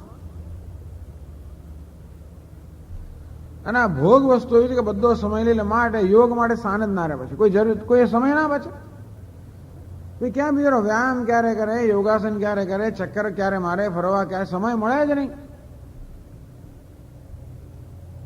આપણી શક્તિઓ હણાઈ જાય એના માટે વધારે ને વધારે ઊંઘ જોઈએ, વધારે ને વધારે આરામ જોઈએ, પછી વધારે ભોગ એમ કરીને બસ એમાં જીવન પસાર થઈ જાય. આ બધો ભોગ રોગને નિમંત્રણ આપે. પશ્ચાદંત શરીરે રોગ હૈ. અનેક પ્રકારના રોગથી લોકો પીડાય છે, અકાળ મૃત્યુને પામે છે. કારણ કે શરીરનું ધ્યાન રાખ્યું નથી, મનનું ધ્યાન રાખ્યું નથી. યદ્યપિ લોકે મરણમ શરણમ. અને જુએ છે કે બધાએ મરવાના છે. દૃષ્ટવા જન્મ જરા વિપત્તિ મરણમ ત્રાસસ્ય નોત્પદ્યતે. ચારે બાજુ આપણે જન્મ જરા વિપત્તિ મરણ જોઈએ છે કે બધા ક્યાં જન્મ થઈ રહ્યો છે, મૃત્યુ થઈ રહ્યું છે, વૃદ્ધાવસ્થા આવી રહી છે, વ્યાધિ થઈ રહ્યો છે, અનેક વિપત્તિઓ બધા આવી રહી, ચારે બાજુ જોઈએ છે. પણ માણસ ખ્યાલ નથી કરતો કે મારે પણ આ બધું સહન કરવું પડે. ત્રાસસ્ય નોત્પદ્યતે. એની આંખ ખુલતી જ નથી. પીત્વા મોહમયીમ પ્રમાદ મદિરામ ઉન્મત્ત ભૂતમ જગત. આ પ્રકારે મોહમયી પ્રમાદ મદિરા પીને આખું જગત ઉન્મત્ત થઈ ગયું છે. તદપિ ન મુંચતિ પાપાચરણમ. યદ્યપિ લોકે મરણમ શરણમ. અરે રે, છેવટે તો મરણ અંત છે. તદપિ ન મુંચતિ પાપા. તો પણ પાપનું આચરણ છોડતો નથી કે એક દાડો મારે મરવાનું છે, મર્યા પછી બધાને જવાબ આપવો પડશે. જે લોકો પુનર્જન્મ સ્વીકારતા નથી એમને વાંધો નથી. કેટલા લોકો સ્વામી સ્વર્ગ નરક બધું અહીંયા, સ્વર્ગ નરક અહીંયા જ છે, બીજું કશું બીજે ક્યાંય કશું છે જ નહીં. ઘણી વાર એવી અનુકૂળ માન્યતામાં આપણે હવે ખોટો સંતોષ, મિથ્યા સંતોષ માનતા હોય છે, જેથી આપણે કઈ ચિંતા ના કરવી પડે.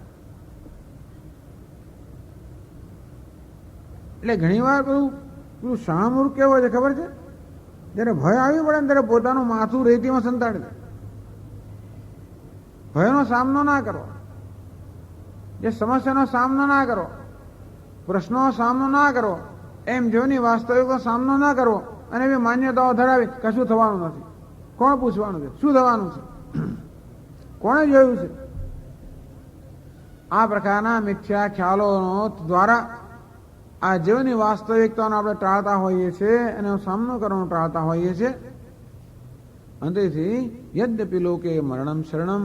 અરે આ જગતની અંદર એમ બધાને મરવાનું જ છે, મારે મરવાનું છે. સંપ્રાપ્તે સન્નિહિતે કાલે. આ કાળ એટલે યમરાજ છે, એના નિયત સમય આવવાના જ છે.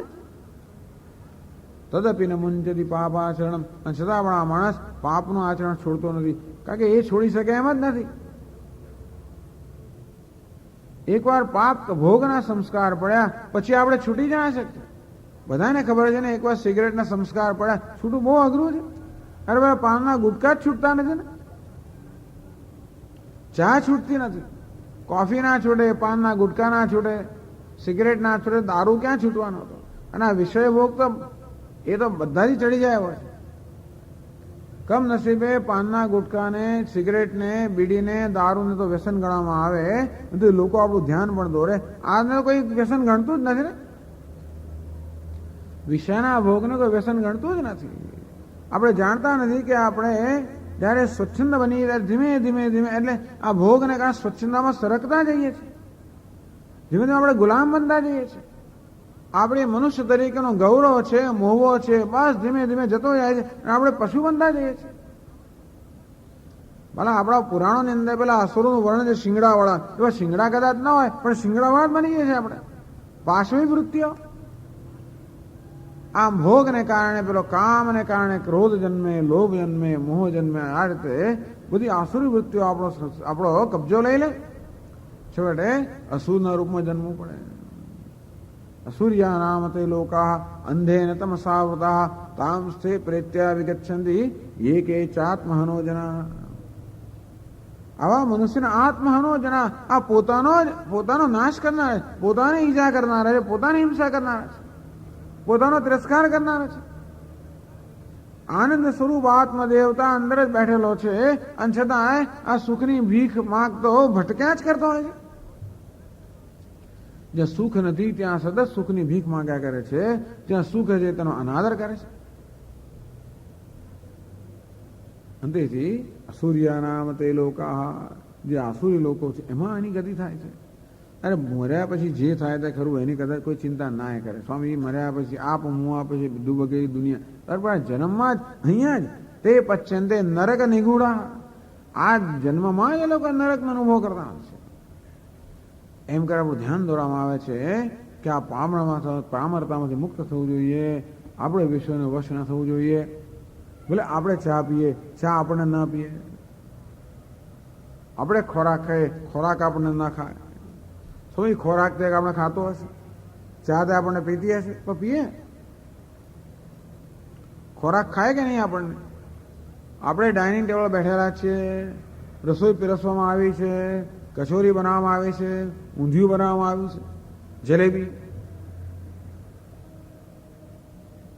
એક ગૂંચળું જલેબી, બીજું ગૂંચળું જલેબી, ત્રીજું ગૂંચળું જલેબી. જલેબી નક્કી કરે કે હું ખાવું કે ના ખાવું, મારે નક્કી થાય એમ નથી. ડાયાબિટીસ અડકવાનું નહીં, પરંતુ હું નથી નક્કી કરતો.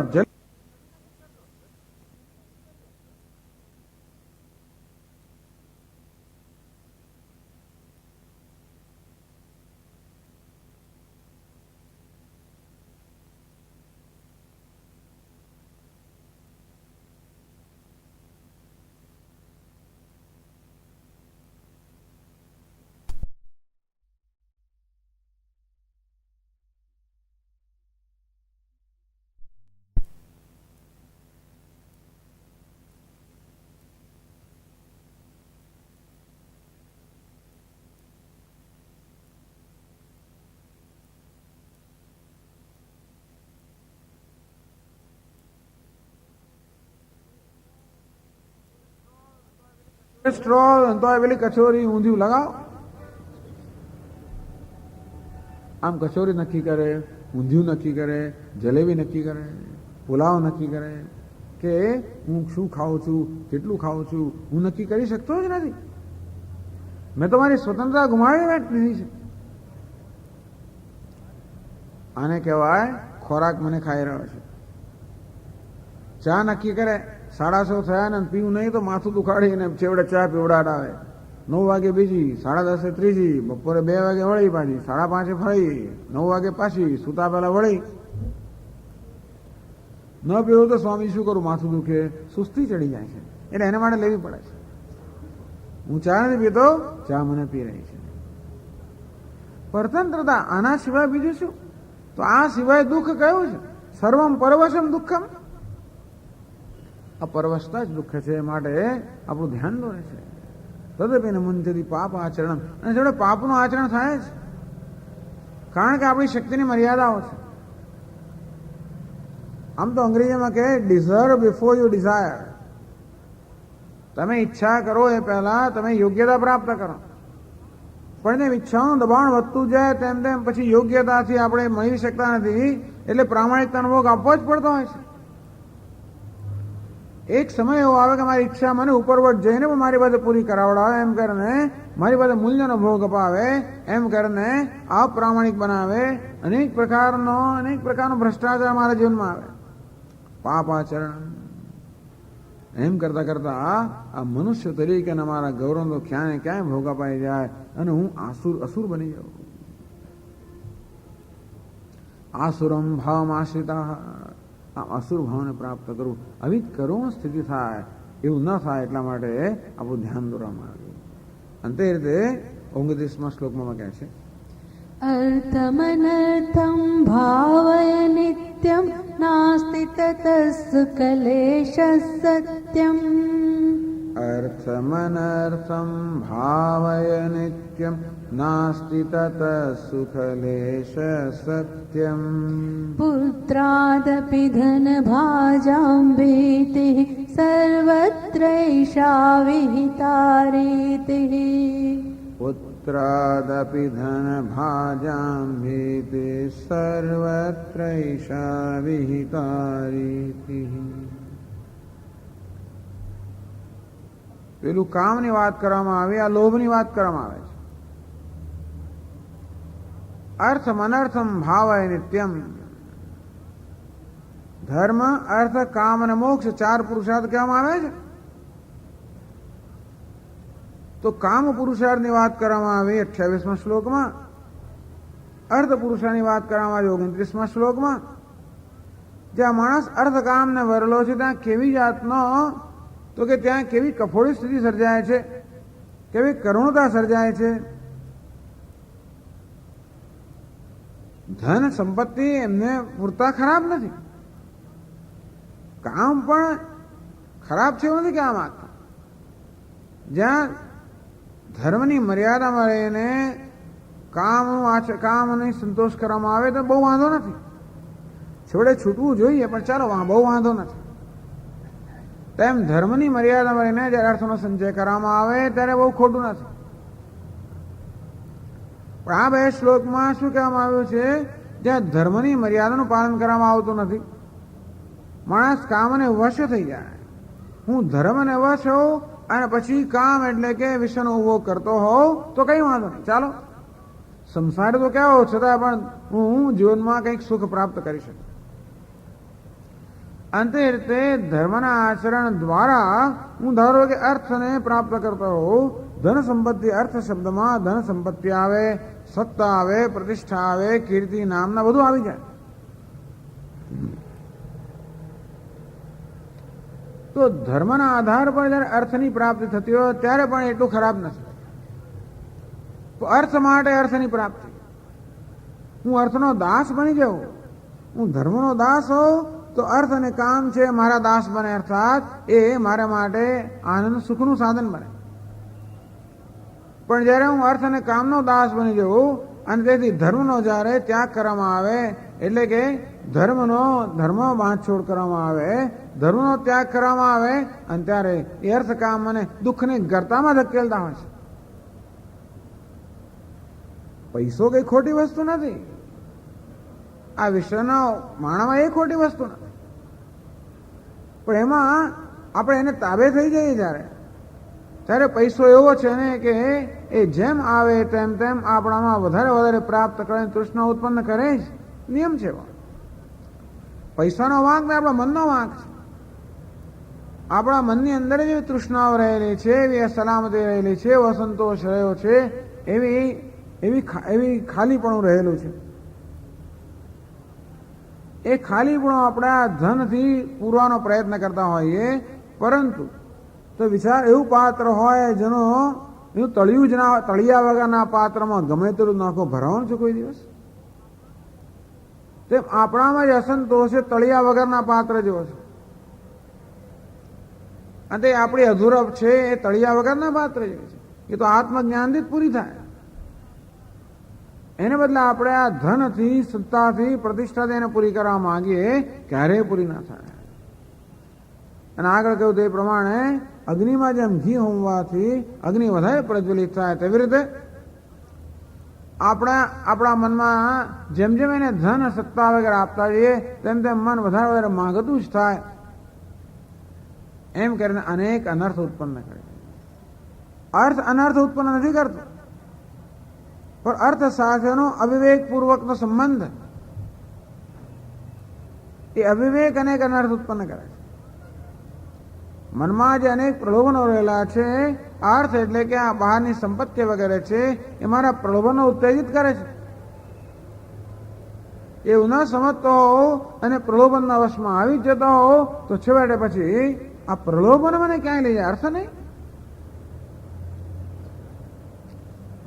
અર્થમ અનર્થમ, અર્થ છે અનર્થ કરનારું છે. તારે જાણવું જોઈએ હે મનુષ્ય કે અર્થ જે છે તારામાં રહેલા જે પ્રલોભનો છે, જે આકર્ષણો છે, તારી નબળાઈઓ છે, તારું ખાલીપણું છે, હંમેશા એનું આવાહન કરનારું હોય છે. અને અર્થ ક્યારે પણ એ ખાલીપણાને પૂરી કરવાની ક્ષમતા ધરાવતો નથી, અને માટે તને ક્યારે સંતોષ નહીં આપી શકે.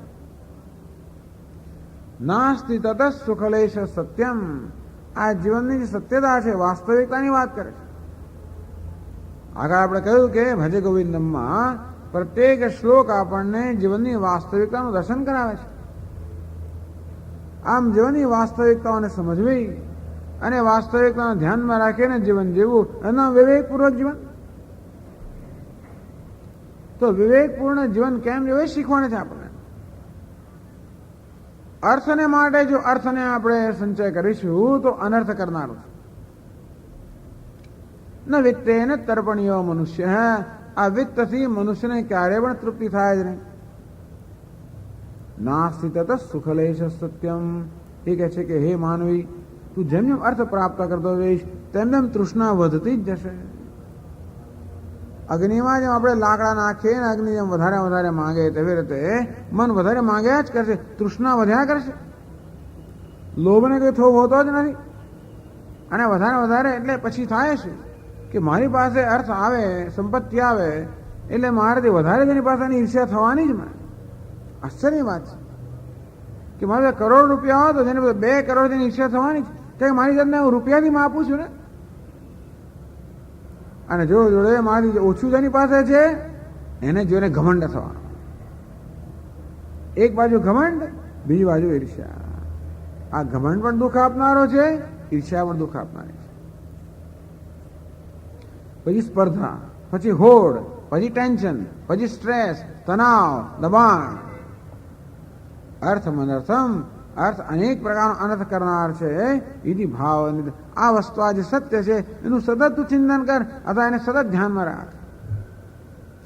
નાસ્તિ તત સુખલેશ સત્યમ, તારે સમજી જોઈએ કે અર્થ અર્થાત બહારના પદાર્થો કોઈ પ્રકારનું સુખ આપી શકનાર નથી. સુખ તો તને અંતરમાંથી પ્રાપ્ત થાય, એ મનની પ્રસન્નતામાંથી પ્રાપ્ત થાય, આત્મામાંથી પ્રાપ્ત થાય. અનાત્મા ક્યારે સુખ ના આપી શકે? અમારે ત્યાં સુખનો લેશ માત્ર પણ નથી. હા, અર્થની જરૂરિયાત છે આપણને. આપણા જીવન નિર્વાહ ચલાવવા માટે આપણે અર્થ જોઈએ. આપણી ફરજ બજાવવા માટે આપણે અર્થ જોઈએ. દાન કરવા માટે અર્થ જોઈએ. એ માટે અર્થ જરૂર પ્રાપ્ત કરો. વધારે સ્વામી વધારે પૈસા મેળવવું જેથી બધાને મદદ કરો, બહુ સરસ. વધારે પૈસા મેળવવું જેથી બસ હું વધારે મહાન બનું, તો કે એ તો અનર્થ કરનારું છે. પુત્રાદપી ધન ભાજામ ભીતિ. જો આ 1200-1500 વર્ષ પહેલાની વાત છે, એમાં કંઈ ફેરફાર પડ્યો નથી. આ બધા સનાતન સત્ય એવા જ રહેલા છે. ધનભાજામ પુત્રાદપી ભીતિ. શંકરાચાર્ય મહારાજ કહે છે કે ધનવાન જે લોકો છે એમનો પોતાના પુત્ર પ્રત્યેથી પણ ભય હોય છે. ઇતિહાસમાં જોઈએ છે ને, આ મોગલ ઇતિહાસમાં આ દરેક દીપડાએ બાપને મારી નાખ્યો, કેદમાં પૂરો લઈ લીધી ગાદી છેવટે. તેમ આ કારણ કે એવું છે ને, દીકરાઓ એવો હોય કે એ લોકોએ કશી મહેનત કરવાની જરૂર ના પડે. બાપે બહુ મહેનત કરી હોય, પરસેવો પાડીને બધો પૈસો ભેગો એટલે એને પૈસાની કિંમત હોય. અને જો લોભી હોય તો પૈસાનો સંચય કર્યા જ કરે, એને સંચયમાં આનંદ છે. એ હોવાને કારણે હંમેશા ચિંતા રહ્યા કરે કોઈ લઈ જશે. કારણ કે હંમેશા જેની પાસે મહેલ હોય ને પેલા ઝૂંપડાવાળાને જોયા જ કરે કે પેલો ક્યારેક આવે ને મારું ઝૂંટવી લેશે. ઘરની અંદર પણ એક બાળકને આપીએ વધારે બીજા ના આપીએ, પેલો ઝૂંટવા આવે જ ને, એકની પાસે બીજો ઝૂંટવા આવવાનો જ છે. આ મનમાં ભય રહ્યા જ કરે, કોઈ ઝૂંટવી જશે, લઈ જશે, છેતરી જશે, પડાવી જશે. લોભી આવે ત્યાં ધુતારા ભૂખ્યા નામ એવું કહે છે ને ગુજરાતીમાં. તેથી આપણે લોભી તો ધુતારા આસપાસ ફરવાના, આપણે ન ફરે તો આપણે લોકોને ધુતારા જ દેખાય. પછી તો માણસ બહુ શંકાશીલ થઈ જાય, વહેમી થઈ જાય, એ કોઈનો વિશ્વાસ જ ના કરી શકે. આ કેમ આવ્યો મારી પાસે, આ મને જરૂર મને છે મારા પૈસાને કંઈક પડાવવા માટે આવ્યો છે, લાભ જોઈને જ આવ્યો છે, લાભ વગર લાલો લોટે નહીં, પણ કંઈક લાભ લેવા જ આવ્યો છે. આ બધા પ્રત્યે શંકાશીલ નજર જ થઈ જાય. ત્યાં સુધી કે પોતાના પુત્ર પ્રત્યે પણ શંકા કરે કે આ દીકરો મન લાગે છે, બસ હું તો હવે પરવારું એની રાહ જોઈ રહ્યો લાગે છે, મારે લખી આપવાનું. હવે તો લખી આપીશ તો લોકો બિચારા દીકરાને લખી આપે, લખી આપ્યું ના આપ્યું ને ઘરની બહાર જ કાઢી મૂકે સીધો પેલો. એટલે પાસે ને પાસે ચાવી રાખે, પાસે ને પાસે બધું રાખે, કોઈને આપે નહીં. ના આપણે દીકરો વધારે અકળાય અને કેમ પડાવેલો એને બીજી યોજના કરે. પુત્રાદપી, બિચારા દીકરા એવા હોય છે એવું નથી કહેવા માંગતો, પણ જેની પાસે ધન હોય છે ને એનું મન એવું વિકૃત થઈ ગયું છે કે એને બધા એવું દેખાય.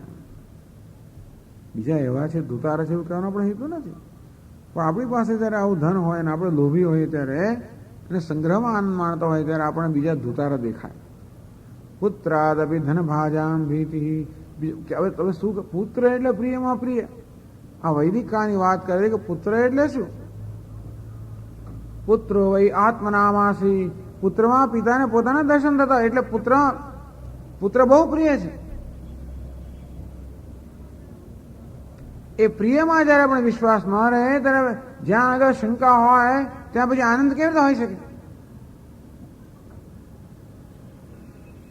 અજ્ઞશ્ચા શ્રદ્ધાનશ્ચ સંશયાત્મા વિનશ્યતિ નાયમ લોકોસ્તિ ન પરઃ ન સુખમ સંશયાત્મનઃ. ભગવાન કહે છે મનમાં સંશય હોય એ માણસે ક્યારે સુખ હોય જ ના છે, કશા પર વિશ્વાસ જ ના કરે ને. ઘણા રાજાઓ એમને ભોજન પીરસવામાં કોઈને બાજુમાં રાખે, ડોક્ટરને પહેલા એને ખવડાવે પછી ખાય. કંઈક એને ભેળવી તો નથી જોયું, કંઈક કર્યું તો નથી ને. તમે આનંદ શું આવે? આ મનમાં સંશયો, તમે કોઈ વસ્તુનો આનંદ કેમ માણી શકો? તે પચ્યંતે નરક નિગૂઢા, બિચારા નરકમાં નિવાસ કરનારા છે ને. સર્વત્રૈષા વિહિતા રીતિ. ભગવાન શંકરાચાર્ય મહારાજ કહે કે સર્વત્ર આ જ પ્રકારની રીતિ છે. એવી રીતિ અર્થમ અનર્થમ, અર્થ માટે જો અર્થ પ્રાપ્ત કરવામાં આવે, આ ધર્મનો ભોગ આપીને અર્થ પ્રાપ્ત કરવામાં આવે તે અર્થ અનર્થ કરનારો છે. ધર્મના માર્ગે અર્થનો સંચય કરવામાં આવે તો અર્થ ઉપકારક છે, પણ ધર્મનો ભોગ માપીને અધર્મ માર્ગે અર્થ સંચય કરવામાં આવે તો અર્થ અનર્થકારી છે, કોઈ પ્રકારનું સુખ આપનારું નથી.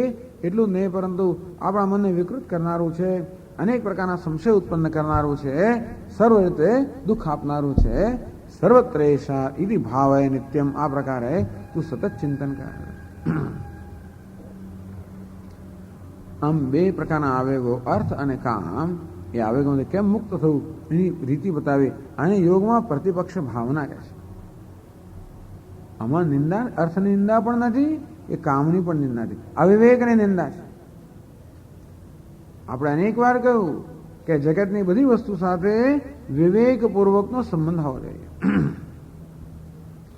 સ્વસ્થ સંબંધ હોવો જોઈએ, તંદુરસ્ત સંબંધ હોવો જોઈએ, વિવેકપૂર્વકનો સંબંધ હોવો જોઈએ. પરંતુ અર્થ અને કામ સાથે જ્યારે અવિવેકનો સંબંધ હોય ત્યારે આપણી કફોડી સ્થિતિ થાય, એનું વર્ણન કર્યું. જેથી આ પ્રતિપક્ષ ભાવનાથી અર્થાત અર્થ અને કામમાં રહેલા દોષના સતત ચિંતનથી આપણે એના આકર્ષણ મુક્ત થઈએ.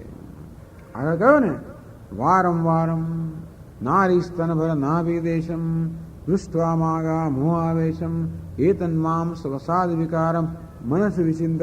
વારંવારમ, આમ વારંવાર પ્રતિપક્ષ ભાવનાથી આપણે અર્થ અને કામના આવેગમાંથી મુક્ત થઈએ, આપણું અંતર્મુખ મન બને. ત્યારે શું કરવાનું? તો 30મા શ્લોકમાં એ કહે છે, પ્રાણાયામં પ્રત્યાહારમ નિત્યાનિત્ય વિવેક વિચારમ. પ્રાણાયામં પ્રત્યાહારમ नित्यानित्यविवेकविचारम् जाप्यसमेतसमाधिविधानं कुर्ववधानं महदवधानम् जाप्यसमेतसमाधिविधानं कुर्ववधानं महदवधानम्. બસ પૂર્વવધાનમ મહદવધાનમ આ બધું કાળજીપૂર્વક કર, ખૂબ કાળજીપૂર્વક કર. આ 4 શ્લોકોમાં સુંદર ઉપદેશ આપે છે. 28માં અને 29માં શ્લોકમાં અર્થ અને કામના જે સ્વાભાવિક આવેગો છે એમને પ્રત્યપક્ષ ભાવનાથી કેમ ખાવા અને આવેગોથી કેમ ઉપર ઉઠવું એની આ ઉપદેશ કરવામાં આવ્યો. હવે આપણી પાસે આવેગથી મુક્ત જે મન થયું એને ક્યાં વાળવું? એ મનને હવે આપણે એ મન વડે શું કરવું? મનને ખાલી તો રાખી ના શકીએ, મનને કોઈ પ્રકારની પ્રવૃત્તિ જોઈએ. તો આ પ્રકારે મન જ્યારે બહિર્મુક્તામાંથી મુક્ત થયું તો અંતર્મુખ મરેલું મન જે છે એને આપણે શેમાં યોજવું? પ્રાણાયામમ પ્રત્યાહારમ. આ યોગ શાસ્ત્રમાં અષ્ટાંગ યોગ એના 2 અંગની વાત કરવામાં આવે. તમારા ઘણા સાંભળ્યું હશે અષ્ટાંગ યોગ. યમ, નિયમ, આસન, પ્રાણાયામ, પ્રત્યાહાર, ધારણા, ધ્યાન, સમાધિ. એમાં પ્રાણાયામમ પ્રત્યાહારમ. તું જીવનમાં યોગનું આચરણ કર. તસ્માદ યોગી ભવાર્જુન. હે અર્જુન, તું યોગી બન. યોગ એટલે અંતર્મુખ જીવન. યોગ એટલે આપણી ચિત્તવૃત્તિ પર ધીમે ધીમે આપણો કાબુ મેળવવો, અર્થાત ચિત્તની એકાગ્રતા મેળવવી. જીવનમાં સાવધાન બનવું. અવધાનમ સાવધાનમ, તો કે સાવધાન બન. મહાત્માઓ કહે છે કે સાવધાની એટલે સાધના. આમ જીવનમાં સાવધાન બનવાનું કહે છે. તસ્માત જાગ્રત જાગ્રત. આ જો બી આ કામ, ક્રોધ, લોભ તમારા તસ્કરો છે, ચોર છે. આ ચોર આવીને તારું ધન લૂંટી જાય છે, તારા મનની શાંતિને લૂંટી જનારા છે. માટે તસ્માત જાગ્રત જાગ્રત. તું જાગ્રત બન, સાવધાન બન. સાવધાન બનવાનું કહેવામાં આવે છે. કદાચ પ્રાણાયામ, પ્રત્યાહાર વગેરેના યોગમાં જે પ્રકારની વ્યાખ્યા કરવામાં આવી છે એનું કદાચ આપણે આચરણ ન પણ કરી શકીએ. પ્રાણાયામનો અર્થ છે આપણા પ્રાણ પરનું નિયંત્રણ. એની પહેલા યમ નિયમ. એમ માનો કે 28-29 શ્લોકમાં આ યમ નિયમની વાત કરવામાં આવી. આગળના શ્લોકોમાં પણ પ્રાણાયામ અર્થાત પ્રાણનું નિયંત્રણ, એ દ્વારા મનનું નિયંત્રણ કરી શકીએ. પ્રત્યાહાર અર્થાત આપણા મનને વિષયોમાંથી વાળી લેવું, ઇન્દ્રિયોને વિષયમાંથી વાળી લેવી. આ પ્રકારનું મન અંતર્મુખ બને. ધારણા અર્થાત આપણા ચિત્તને કોઈ એક વિષયમાં કેન્દ્રિત કરવું. ધ્યાન એટલે એ જ પ્રકારનો વિચાર પ્રવાહ જાળવી રાખવો. સમાધિ એટલે કોઈ પ્રયત્ન વગર જ્યારે આપણું ધ્યાતા પણ ન રહે, ધ્યાતા અને ધ્યેયના દ્વૈત વાળી જે સમાધિ પણ જે સહજ અર્થાત પ્રયત્ન વગર થાય એનું નામ સમાધિ. એ પ્રયત્ન પણ ચાલી જાય ત્યારે નિર્વિકલ્પ સમાધિ. એટલે એ ધ્યાતા અને ધ્યેયનું દ્વૈત પણ ચાલી જાય ત્યારે નિર્વિકલ્પ સમાધિ. આ પ્રકારના અંગ કહેવામાં આવે. ટૂંકમાં આગળ ભોગના જેનું વર્ણન કરવામાં આવ્યું, અહીં યોગનું વર્ણન કરવામાં. તસ્માદ યોગી ભવાર્જુન. તું યોગી બન, તું કર્મયોગી બન, તું ભક્તિ યોગી બન, તું જ્ઞાન યોગી બન. આમ તારા કરવાને ઈશ્વરને સમર્પિત કર. તારો સ્નેહ પણ ઈશ્વર તરફ વાળ. આ જગતના વિષયોમાંથી તારા સ્નેહ હટાવી રહીને ઈશ્વર તરફ વાળ. આ કર્મ છે સ્વાર્થથી કરવાને બદલે પરોપકારની ભાવથી કર, ઈશ્વરને અર્પણ કરવાની ભાવથી કર. આ તારી બુદ્ધિને પણ આ જગતમાં અનેક વસ્તુ જાણવામાં યોજી રહ્યો છે, એમ બુદ્ધિની શક્તિને વેડફી રહ્યો છે. એ બુદ્ધિને પણ ભગવાનને જાણવામાં યોજ. મન મના ભવ મદ ભક્ત મદ્યાજી મામ નમસ્કુરુ મામે વૈશ્યસી યુક્ત એવમ આત્માન મતપરાયણ. મગર મતપરાયણ બન, તું ભગવત પરાયણ બન, ઈશ્વર પરાયણ બન. મન મના ભવ, તારું મન પણ મને આપી દે. અર્થાત તારા મનને મારામાં યોજ. તારા મન વડે મારા વિચાર કર, મારું ચિંતન કર. મદ ભક્ત, તું ભક્તિમાં મારી કર, મને સ્નેહ કર, મને પ્રેમ કર, મારું ભજન કર. મધ્યાજીમાં, મધ્યાજી અર્થાત મારું ભજન કર, કર્મ મારે માટે કર, મારી સેવા કર, તારા કર્મ મારી સેવાની ભાવનાથી કર. મામ નમસ્કુરુ, મને નમસ્કાર કર, મને શરણ લે, મને શરણ્ય તરીકે સ્વીકાર અર્થાત મારી શરણાગતિ લે. આના ભગવાનનું ભજન ભજ ગોવિંદમ. એ જ પ્રાણાયામ પ્રત્યાહારથી કહેવામાં આવ્યું કે પ્રાણનો અર્થ આપણે ઇન્દ્રિયો કરીએ તો એને પણ ઈશ્વરમાં જોડવી. પ્રાણનો અર્થ કર્મેન્દ્રિયો કરી ઈશ્વરમાં જોડવી, પ્રત્યાહાર જ્ઞાનેન્દ્રિય પણ ઈશ્વરમાં જોડવી. નિત્યાનિત્ય વિવેક વિચારમ, અને બુદ્ધિમાં નિત્યાનિત્યનો વિવેકનો વિચાર કરવો અર્થાત નિત્ય વસ્તુનો અનિત્ય વસ્તુનો જે વિચાર પણ આટલા દિવસ કરતા આવ્યા છે. કસ્ત્વમ કોહમ કુત આયાત કામે જનની કોમે તાત ઇતિ પરિભાવ. કસ તું કોણ છે, હું કોણ છું, ક્યાંથી આવ્યો છું, ક્યાં જવાનું છે, મારા જવાનું શું ધ્યેય, ઇતિ પરિભાવ. આ પ્રકારનું ચિંતન કર. નિત્યાનિત્ય વિવેક વિચારમ. એવું છે ને કે પ્રાણાયામ પ્રત્યાહાર અર્થાત આપણું શરીર છે, આપણી ઇન્દ્રિયો છે, આપણું મન છે, આ બધું સ્વસ્થ હશે. ટૂંકમાં આપણા શરીરને, ઇન્દ્રિયોને, મનને બધાને સ્વસ્થ રાખવાનો કાર્યક્રમ. તો મન આપણું સ્વસ્થ હોય તો પછી નિત્યાનિત્ય વિવેક વિચારમ. તું કસ્ત્વમ કોમ, તું કોણ છે, હું કોણ છું, આ પ્રકારે ચિંતન કર. નિત્ય, તું નિત્ય છે, આ જગતના વિશ્વ અનિત્ય છે, આત્મા અનિત્ય છે, આ પ્રકારે નિત્ય અનિત્યનો વિચાર કર. આ તારો દેહ અનિત્ય છે, અનાત્મા છે, એનો સાક્ષી તો આત્મા છે, આત્મા અનાત્માનો વિચાર કર. આ પ્રકારનો વિવેકનો વિચાર કર. નિત્યાનિત્ય વિવેક વિચારમ.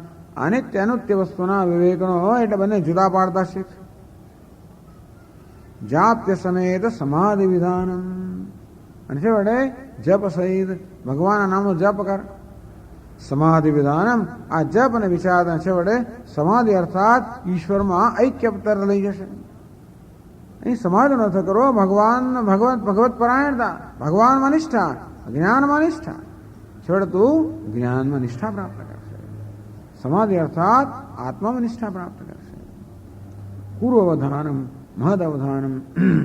તું સાવધાનીપૂર્વક કર, અત્યંત સાવધાનીપૂર્વક કર. આમ આપણને અંતરંગ સાધન બતાવ્યા. બહિરંગ સાધન, અંતરંગ સાધન. મન અંતર્મુખ થાય ત્યારે કઈ રીતે આપણા જીવન મનનું સંચાલન કરવું, જેથી ધીમે ધીમે ધીમે આપણે ઈશ્વર પરાયણ બનતા જઈએ, ઈશ્વર કેન્દ્રિત બનતા જઈએ, આત્મનિષ્ઠ બનતા જઈએ. છેવટે આત્મામાં, આત્મજ્ઞાનમાં નિષ્ઠ બનીએ. આ પ્રકારે જીવનનું કલ્યાણ કરીએ. એ કેમ કરવું એના સાધન આપણને 30મા શ્લોક બતાવવામાં આવ્યા. અને છેલ્લે 31મા શ્લોકમાં બધા સાધકોને આશીર્વાદ આપે છે. ક્યાં છે? ગુરુ ચરણાંબુજ નિર્ભર ભક્ત સંસારા દચિરાદ્ભવ મુક્ત. ગુરુ ચરણાંબુજ નિર્ભર ભક્ત સંસારાદચિરાદ્ભવ મુક્ત. સેન્દ્રિય માનસ નિયમાદેવમ દ્રક્ષ્યસि નિજ હૃદયસ્થં દેવમ. સેન્દ્રિય માનસ નિયમાદેવમ દ્રક્ષ્યસि નિજ હૃદયસ્થં દેવમ. ગુરુ ચરણાંબુજ નિર્ભર ભક્ત.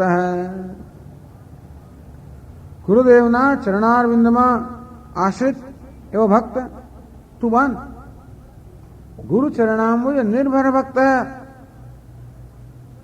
તું ગુરુદેવના ચરણ કમળની અંદર નિર્ભર આશ્રિત હોય એવો ભક્ત બન. સંસારાદ અચિરાદ્ભવ મુક્ત. અને એ રીતે અચિરાદ अतः शीघ्र आ संसार मुक्त था. संसाराद अचिराद भव मुक्त है. संसार अचिराद अर्थात शीघ्र मुक्त થઈ ગયા. આમ આશીર્વાદ આપે છે. તો સંસાર મુક્ત થવાનો ઉપાય કહે છે ગુરુ ચરણાંબુજ નિર્ભર ભક્ત. ભજ ગોવિંદમ. ગોવિંદના ભજન માટેનો ઉપાય કરવામાં આવ્યો કે ગુરુદેવના ચરણ કમળમાં નિર્ભર ભક્તિ. શાસ્ત્રસ્ય ગુરુવાક્યસ્ય સત્યબુદ્ધ્યાવધારણા સા શ્રદ્ધા. બસ ગુરુના ચરણમાં નિર્ભર ભક્ત અર્થાત બસ ગુરુના વાક્યમાં શ્રદ્ધા. આમ ગુરુના ચરણની સેવા કરવી એવું તો વારંવાર કહેવામાં આવે છે. તદ્વિધિ પ્રણિપાતેન પરિપ્રશ્નેન સેવયા. ભગવાન ભગવદ્ ગીતામાં કે તદ્વિધિ પ્રણિપાતેન, તું આ મહાપુરુષો પાસે જા. જ્ઞાનિન તત્વદર્શિન, આ જ્ઞાની તત્વદર્શી મહાપુરુષો પાસે જા અને પ્રણિપાતેન દીર્ઘ નમસ્કાર કર અર્થાત એમના ચરણનો આશ્રય લે, સેવા એમની સેવા કર, પરિપ્રશ્ન એમને પ્રશ્ન પૂરો. તમારાદ્ય ગુરુ ભક્ત્યા પ્રહ્વ પ્રશ્રય સેવનૈ. ભક્તિપૂર્વક ગુરુની આરાધના કરો. ભગવાન તો અત્યારે છે નહીં આપણી પાસે, ને આપણી સમક્ષ ગુરુ જ છે. આમ જે પ્રત્યક્ષ છે. આપણા શાસ્ત્રો અને આપણા બધા આચાર્ય બહુ જ વ્યવહારો પ્રેક્ટિકલ છે. સ્વામી ભગવાનની તમે જરૂર નથી, ભગવાનની ક્યાં સેવા, ક્યારે કેવી રીતે સેવા કરવી. પ્રત્યક્ષ દેવ એટલે સૂર્ય વગેરે પ્રત્યક્ષ દેવતાઓ છે. અગ્નિ પ્રત્યક્ષ દેવતા પણ ત્યાં સુધી આપવામાં આવે. સૂર્ય પ્રત્યક્ષ દેવતા એને અર્પણ કરવામાં આવે, એની પ્રાર્થના કરવામાં આવે. તેમ ગુરુને પણ આપણા શાસ્ત્રોમાં મહાન મહત્તા આપવામાં આવી છે. એ જાણે કે સાક્ષાત ભગવાન જ ન હોય. આમ ભગવાનના ચરણમાં રત રહેવું અર્થે ગુરુના ચરણમાં રહેવું એક જ છે એવું માને છે. તસ્મૈ શ્રી ગુરુમૂર્તે નમઃ શ્રી દક્ષિણામૂર્તે. ભગવાન શંકરાચાર્ય કે અમારા ગુરુ રહેલા ભગવાન દક્ષિણામૂર્તિને ભગવાન શિવજીને નમસ્કાર. આમ શિષ્યોની ગુરુ પ્રત્યે આ પ્રકારની દ્રષ્ટિ હોય છે કે સાક્ષાત ભગવાન જ આ રૂપમાં છે. હવે આવું કે આપણે મનમાં ઠોકી ના બેસાડીએ, એવું કહેતો નથી કે હું ઠોકી બેસાડું, એવું નથી. એવું ઉગે તો આપણે ભાગ્યશાળી છે, નહીં તો કઈ વાંધો નહીં, જે કઈ શ્રદ્ધા હોય. પરંતુ કે છે ગુરુમાં શ્રદ્ધાનો અર્થ એ છે કે જેથી ગુરુ આપણા માટે એક આદર્શ બની જાય, રોલ મોડેલ. આપણે આપણી જાતે ઘડવી કઈ રીતે, આપણી જાતે ઘડવા માટે આપણી સમક્ષ કંઈક આદર્શ જોઈએ, તો ગુરુ આપણે એ પ્રકારનો આદર્શ પૂરો પાડે છે. એના આચારથી, વિચારથી, વ્યવહારથી, કર્મથી, ભક્તિથી, જ્ઞાનથી, ભાવનાથી, મૂલ્યોથી. તો જ્યાં આપણી શ્રદ્ધા હોય, જ્યાં ભક્તિભાવ હોય, એના જેવા આપણે થવા ઈચ્છે. આચાર્યો ઉપાસનમ. ભગવાન કહે છે આચાર્યની ઉપાસના, આચાર્ય ગુરુનું ધ્યાન કરવું જોઈએ. આચાર્યવાન પુરુષો વેદ, જેના આચાર્ય છે અર્થાત જે આચાર્ય વડે સ્વીકૃત છે અને જેનામાં આવા મહાપુરુષ પ્રત્યે આચાર્ય ગુરુ બુદ્ધિ જન્મી છે, પોતાનામાં શિષ્ય બુદ્ધિ જન્મી છે. આચાર્યવાન પુરુષો વેદ, એવા પુરુષને એવા જિજ્ઞાસુનું જ્ઞાન થાય છે. યસ્ય દેવે પરાભક્તિ યથા દેવે તથા ગુરૌ તસ્યેતે કથિતા ह्यर्था પ્રકાશંતે મહાત્મનઃ. ઉપનિષદમાં પણ કહ્યું કે જેને પરમાત્મા પ્રત્યે પરમ ભક્તિ છે, એની પરમાત્મા કે ઈશ્વર પ્રત્યે છે, એવી જ ગુરુ પ્રત્યે પણ છે. એને આ ઉપનિષદનો જે ઉપદેશ છે એ આપોઆપ સ્પષ્ટ થશે. આમ જ્ઞાન પ્રાપ્ત કરવા માટે ભક્તિને સાધન ગણવામાં આવ્યું. શાસ્ત્ર પ્રત્યે ભક્તિ, ગુરુ પ્રત્યે ભક્તિ, ઈશ્વર પ્રત્યે, બધા પ્રત્યે ભક્તિ. કે આપણને ભક્તિ શા માટે? આપણા જીવનમાં અનુગ્રહની જરૂર છે, કૃપાની જરૂર છે. આપણે ઈશ્વરની કૃપા જોઈએ, ગુરુની કૃપા જોઈએ, શાસ્ત્રની કૃપા જોઈએ, આત્માની કૃપા જોઈએ, તો જ આપણું કામ થાય. ઈશ્વરની કૃપા જોઈએ તો મનુષ્ય દેહ પ્રાપ્ત થાય, જિજ્ઞાસા પ્રાપ્ત થાય, ગુરુજી પ્રાપ્ત થાય. ગુરુની કૃપા જોઈએ જેથી આપણને શાસ્ત્રમાં પ્રવેશ પ્રાપ્ત થાય. તો ગુરુ દ્વારા શાસ્ત્રની કૃપા પ્રાપ્ત થાય, શાસ્ત્ર દ્વારા આત્માની કૃપા પ્રાપ્ત થાય. આમ કૃપાના આપણે જરૂરિયાતવાળા છીએ. એટલે ગુરુના ચરણમાં નિર્ભર એટલે ઈશ્વરના ચરણમાં, શાસ્ત્રના ચરણમાં, ગુરુના ચરણ નિર્ભર. પણ ગુરુ દ્વારા આપણને ઈશ્વર અને શાસ્ત્ર બંને પ્રાપ્ત થાય એવું ખરું. પેલા ટેલિફોન જેવા છે ગુરુ. ટેલિફોન આપણે બીજી પાર્ટીને જોડી આપે ને બીજાને, એવી રીતે જોડી આપનારા છે. એક કડી છે, આપણને શાસ્ત્ર સાથે સાંકળતી કડી છે. આપણને ઈશ્વર સાથે સાંગતી કડી છે. અને માટે ગુરુને પકડો એવું કહે છે. ગુરુ ચરણામ જે નિર્ભર ભક્ત, તો જે ગુરુના ચરણમાં નિર્ભર બસ આશ્રિત ભક્ત છે એ દ્વારા ઈશ્વરને, શાસ્ત્રને અને ઈશ્વરને પ્રાપ્ત કરે છે. સંસારાદ અચિરાદ ભવ મુક્ત, એ દ્વારા તને ઈશ્વરી કૃપા પ્રાપ્ત થશે, શાસ્ત્રની કૃપા પ્રાપ્ત થશે, આત્માની કૃપા પ્રાપ્ત થશે. અચિરાદ ટૂંક સમયમાં તો આ સંસાર મુક્ત થઈ જઈશ. કેવી રીતે મુક્ત થઈશ? સેન્દ્રિય માનસ નિયમાદેવમ દ્રક્ષ્યસી નિજ હૃદયસ્થમ દેવમ. નિજ હૃદયસ્થમ દેવમ દ્રક્ષ્યસી.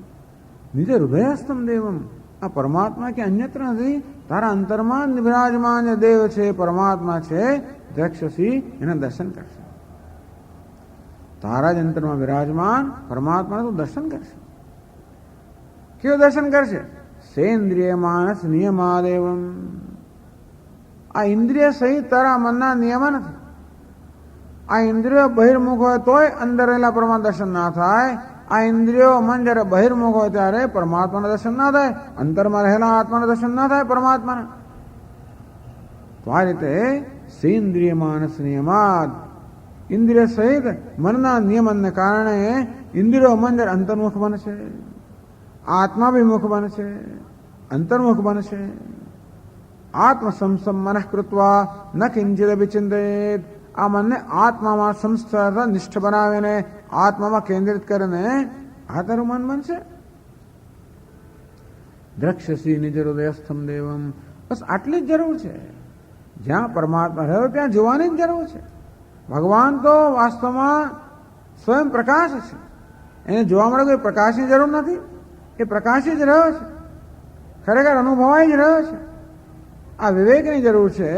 ભગવાનને તો આપણે અનુભવી રહ્યા જ છે, આત્માને અનુભવી જ રહ્યા છે, પણ એમાં જોડે જોડે અનાત્મા જે મિશ્રિત થઈ ગયો છે, એ આત્મા અનાત્માના વિવેકથી અનાત્માને અનાત્મ રૂપે જાણીએ ત્યારે આત્માને આત્મ રૂપે જાણી શકીએ છીએ. સોહમ, એ પરમાત્મા હું છું, આ પ્રકારના દર્શન થશે. અત્યાર સુધી મારી જાતનું માનતો હું જીવ છું, અલ્પ છું, દીન છું, અનેક પ્રકારની ગ્રંથિઓ હું સેવતો હતો. ભિદ્યતે હૃદય ગ્રંથિ છિદ્યંતે સર્વ સંશયા ક્ષીયંતે ચાસ્ય કર્માણી તસ્મિન દૃષ્ટે પરાવરે. એ પરાવરનું દર્શન થાય, એ પરમાત્માના દર્શન થાય, એ પરને અવર ઈશ્વરને જીવના રૂપમાં રહેલા પરમાત્મા દર્શન જ્યારે થાય આત્મરૂપે, ત્યારે બધી જ ગ્રંથિઓ ભેદાઈ જાય. અહંકાર મમકારની બધી ગ્રંથિઓ ભેદાઈ જાય, બધા સંશયો દૂર થઈ જાય, બધા કર્મમાંથી મુક્તિ પ્રાપ્ત થાય. આ પ્રકારે સંસારાદ અચિરાદ ભવ મુક્ત. તો સંસારમાંથી અચિરાદ શીઘ્ર તું મુક્ત થઈ જાય, અને આ રીતે તું મુક્ત બની જાય. ટૂંકમાં આપણે બધાને આશીર્વાદ આપે છે કે તમે બધા સંસારમાંથી શીઘ્ર મુક્ત થઈ જાઓ. તમારું ઇન્દ્રિય અને મન બધા અંતર્મુખ બનો, અને એ રીતે અંતરમાં જ વિરાજમાન પરમાત્મા દર્શન થાવ, અને એ દ્વારા તમે આ સંસારમાંથી શીઘ્ર મુક્ત થઈ જાઓ.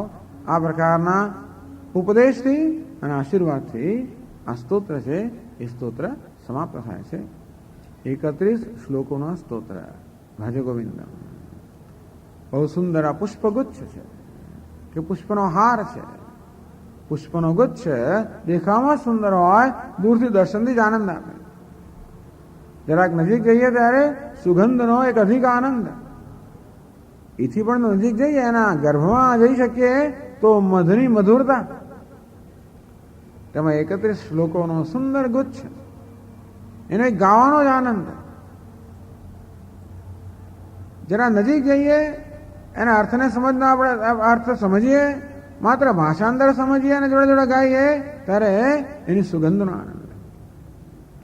અને અર્થનું જરા આપણે ગંભીર ચિંતન કરીએ, એના ઊંડાણ ભરેલા અર્થ જ્યારે જોઈએ, એના આત્મસાત કરી ત્યારે અંદરનું મધ આત્મજ્ઞાન છે પ્રાપ્ત કરીએ. આ બધી સંભાવના એક આ સ્તોત્રમાં છે. સંપૂર્ણ વેદાંતમાં આવી જાય છે, બધા શાસ્ત્રો નિચોડામાં આવી જાય છે. અને આ તો બધા રત્નો છે. બહુ વિશ્વતો મુખ, ટૂંકમાં એની ખૂબ ગંભીરતા છે. આ રત્નો એવા છે કે જેમ જેમ આપણે એને વાગોળીએ, જેમ જેમ આપણે મમળાવીએ, જેમ જેમ ચિંતન કરીએ તેમ તેમ આપણને નવી નવી દ્રષ્ટિ પ્રાપ્ત થઈ જાય. એવી પ્રત્યેક શ્લોકની સંભાવના છે. આપણે આટલા દિવસોમાં જે સમય આપણી પાસે હતો એની મર્યાદામાં રહીને આ દરેક શ્લોકને ન્યાય આપવાનો પ્રયત્ન કર્યો જ છે. અને છતાં પણ આ દરેક શ્લોકના બધા જ પાસાઓની આપણે ચર્ચા કરી શક્યા, એવું તો ના જ કહી શકાય. અંતેથી આપણે આ માત્ર અત્યારે અટકી જઈએ એવું નથી, પરંતુ અનુસંધાન ચાલુ.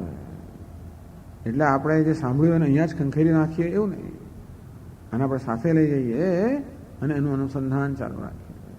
બસ તો આપણે બધાને એના અનુસંધાન દ્વારા એનો જે અર્થ છે એ ધીમે ધીમે આત્મસાત થાય, આપણે આ બની જઈએ. આ રીતે સંસારમાંથી શીઘ્ર મુક્ત થઈએ એવી પરમાત્માની, ગુરુઓની અને પરમાત્માની કૃપા પ્રાપ્ત થાય એ પ્રકારની પ્રાર્થના સાથે આપણે સમાપ્ત કરીએ છીએ. ઓમ પૂર્ણમદ પૂર્ણમિદમ પૂર્ણાત પૂર્ણમુદચ્યતે પૂર્ણસ્ય પૂર્ણમાદાય પૂર્ણમેવાવશિષ્યતે. ઓમ શાંતિ શાંતિ શાંતિ. શંકરં શંકરાચાર્યં કેશવં બાદરાયણં સૂત્રભાષ્યકૃતૌ વંદે ભગવन्तौ પુનઃ પુનઃ. ઈશ્વરો ગુરુરાત્મેતિ મૂર્તિભેદવિભાગિને વ્યોમવદ્વ્યાપ્તદેહાય દક્ષિણામૂર્તયે નમઃ. ઓમ શાંતિ શાંતિ શાંતિ. હરિ ઓમ. શ્રી ગુરુભ્યો નમઃ. હરિ ઓમ.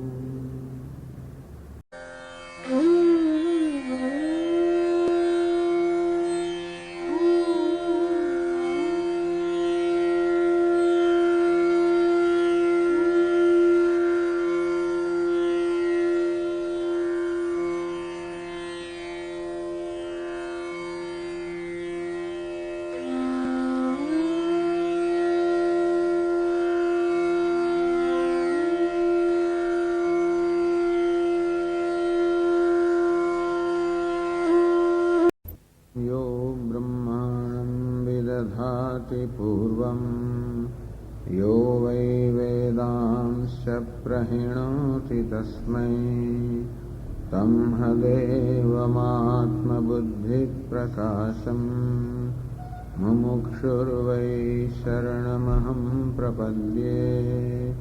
ॐ शान्ति शान्ति शान्तिः.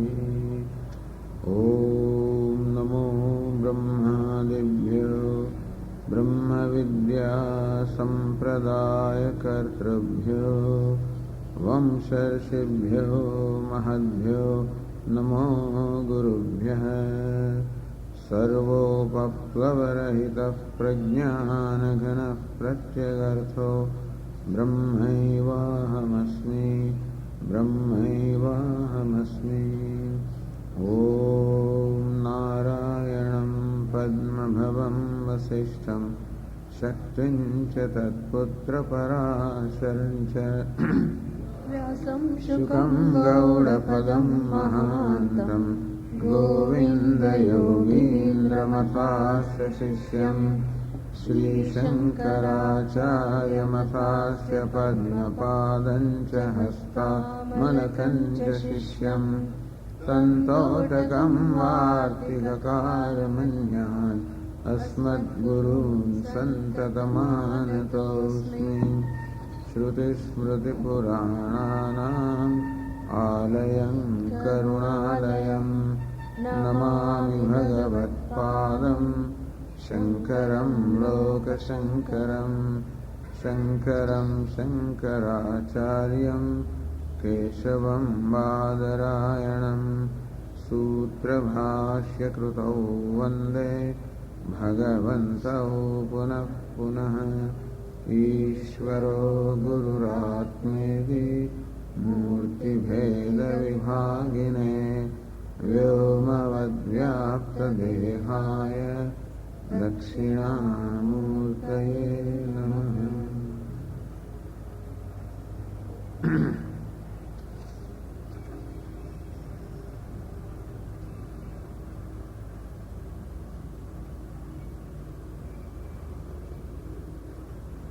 एकविसवां श्लोक है। पुनरपि जननं पुनरपि मरणं पुनरपि जननी जठरे शयनम्। पुनरपि जननं पुनरपि मरणं पुनरपि जननी जठरे शयनम्। इह संसारे बहुदुस्तारे कृपया पारे पाहि मुरारे। इह संसारे बहुदुस्तारे कृपया पारे पाहि मुरारे। रथ्याचर्पट विरचित कंठः पुण्या पुण्य विवर्जित पंथः। रथ्याचर्पट विरचित कंठः पुण्या पुण्य विवर्जित पंथः। योगी योग नियोजित चित्तो रमते बालोन्मत्तवदेव। योगी योग नियोजित चित्तो रमते बालोन्मत्तवदेव। कस्त्वं कोऽहं कुत आयातः कामे जननी को मे तातः। कस्त्वं कोऽहं कुत आयातः कामे जननी को मे तातः। इति परिभावय सर्वमसारं विश्वं त्यक्त्वा स्वप्नविचारम्। इति परिभावय सर्वमसारं विश्वं त्यक्त्वा स्वप्नविचारम्। त्वयि मयि चान्यत्रैको विष्णुर्व्यर्थं कुप्यसि मय्यसहिष्णुः। त्वयि मयि चान्यत्रैको विष्णुर्व्यर्थं कुप्यसि मय्यसहिष्णुः। भव समचित्तः सर्वत्र त्वं वाञ्छस्य चिराद्यदि विष्णुत्वम्।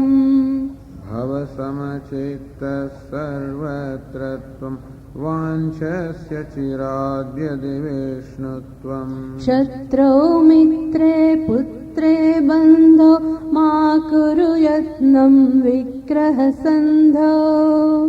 शत्रौ मित्रे पुत्रे बन्धौ मा कुरु यत्नं विग्रहसन्धौ। सर्वस्मिन्नपि पश्यात्मानं सर्वत्रोत्सृज भेदाज्ञानम्। सर्वस्मिन्नपि पश्यात्मानं सर्वत्रोत्सृज भेदाज्ञानम्। भवसमचित्तः सर्वत्र त्वं वाञ्छसि यदि अचिराद विष्णुत्वम्। अचिराद शीघ्र टूंक समय में यदि तुम विष्णुत्वं वाञ्छसि जो विष्णु बनवा इच्छता है विष्णु न पद नहीं इच्छता है तो भव समचित्तः सर्वत्र त्वं सर्वत्र तू समचित्त बन। અને બીજા શ્લોકમાં કહ્યું સર્વસ્મિન્નમિ પશ્યાત્માનમ સર્વત્રોત્સુજ ભેદાજ્ઞાનમ। સર્વત્ર રહેલા આત્માના દર્શન કર અને આ રીતે ભેદરૂપી અજ્ઞાન કે અજ્ઞાન વિજ્ઞાનવાળા ભેદભાવ છે ઉત્સૃજ એનો દૂર કર। આમ સર્વત્ર આત્માના દર્શન કરવા। ભગવદ્ ગીતામાં એના માટે એક સુંદર શ્લોક છે કે સર્વત્ર પરમાત્માનું દર્શન થાય પહેલા આપણે શું કરી શકીએ। ભગવાન કહે છે આત્મૌપમ્યેન સર્વત્ર સમમ પશ્યતિ અર્જુન સુખમ વા યદિ વા દુઃખમ સ યોગી પરમો મતઃ। આત્મૌપમ્યેન સર્વત્ર તો કોઈ પણ વ્યવહાર કરતી વખતે આપણે આપણી જાતને બીજાની સ્થિતિમાં મૂકીએ। હું એ સ્થિતિમાં હોઉં તો કયા પ્રકારના વ્યવહારની અપેક્ષા રાખું? સુખમ વા યદિ વા દુઃખમ, મારી પ્રત્યે કયા પ્રકારનો વ્યવહાર કરવામાં આવે તો મને સુખ થાય અને કયા પ્રકારનો વ્યવહાર કરવામાં તો મને દુઃખ થાય. હું એ પરિસ્થિતિમાં હોઉં, હું સમયવાળાની સ્થિતિમાં હોઉં તો કયા પ્રકારના વ્યવહારથી મને સુખ થાય અને કયા પ્રકારના વ્યવહારથી દુઃખ થાય. અને તો એ પણ બહુ સ્પષ્ટ છે કે હું દુઃખ ઈચ્છતો નથી અને સુખ ઈચ્છું છું. અર્થાત મારી સ્વાભાવિક ઈચ્છા છે કે મારી પ્રત્યે એવો વ્યવહાર કરવામાં આવે જેથી મને સુખ થાય. અને એથી સામેવાળાની અન્ય વ્યક્તિની પણ એ પ્રકારની ઈચ્છા છે કે એની પ્રત્યે એવો વ્યવહાર કરવામાં આવે કે એને સુખ થાય. આમ આત્માના દર્શન કરવામાં આ એક બહુ સુંદર ઉપાય છે કે વ્યવહારમાં પણ એટલે કેવું, સર્વસ્મિન વિપશ્યાત્માનમ, સર્વમાં તું આત્માના દર્શન કર, સર્વમાં પોતાના દર્શન કર. આમાં વ્યવહારમાં પણ હું એટલે કોણ? જે સુખ ઈચ્છે છે આ દુઃખ નથી ઈચ્છતો. મને સુખ ક્યારે જન્મે? જ્યારે મારી પ્રત્યે અનુકૂળ વર્તન કરવામાં આવે. જ્યારે અનુકૂળતા હોય તેનો સુખી હોવ, પ્રતિકૂળતા હોય તો દુઃખી હોવ. આ મારી અપેક્ષા પ્રમાણે વસ્તુ જ્યારે થાય ત્યારે એનું અનુકૂળતા કહું ત્યારે મને સુખ જન્મે. મારી અપેક્ષાથી વિરુદ્ધ કંઈ કરવામાં આવે એનું દુઃખ કહું ત્યાંનું દુઃખી થવું. એને પ્રતિકૂળતા કહું દુઃખી થવું. આમ અનુકૂળતામાં મને સુખ જન્મે, પ્રતિકૂળતામાં દુઃખ જન્મે. તો મારી જાતને બીજાની સ્થિતિમાં મૂકવી, અર્થાત એને અનુકૂળ વર્તન કરવું અને એને પ્રતિકૂળ વર્તન ટાળવું. સયોગી પરમો મત, ભગવાન કહે છે કે આ પરમ યોગી છે. આમ આપણા રોજબરોજના વ્યવહારમાં પણ આપણે યોગી બની શકીએ.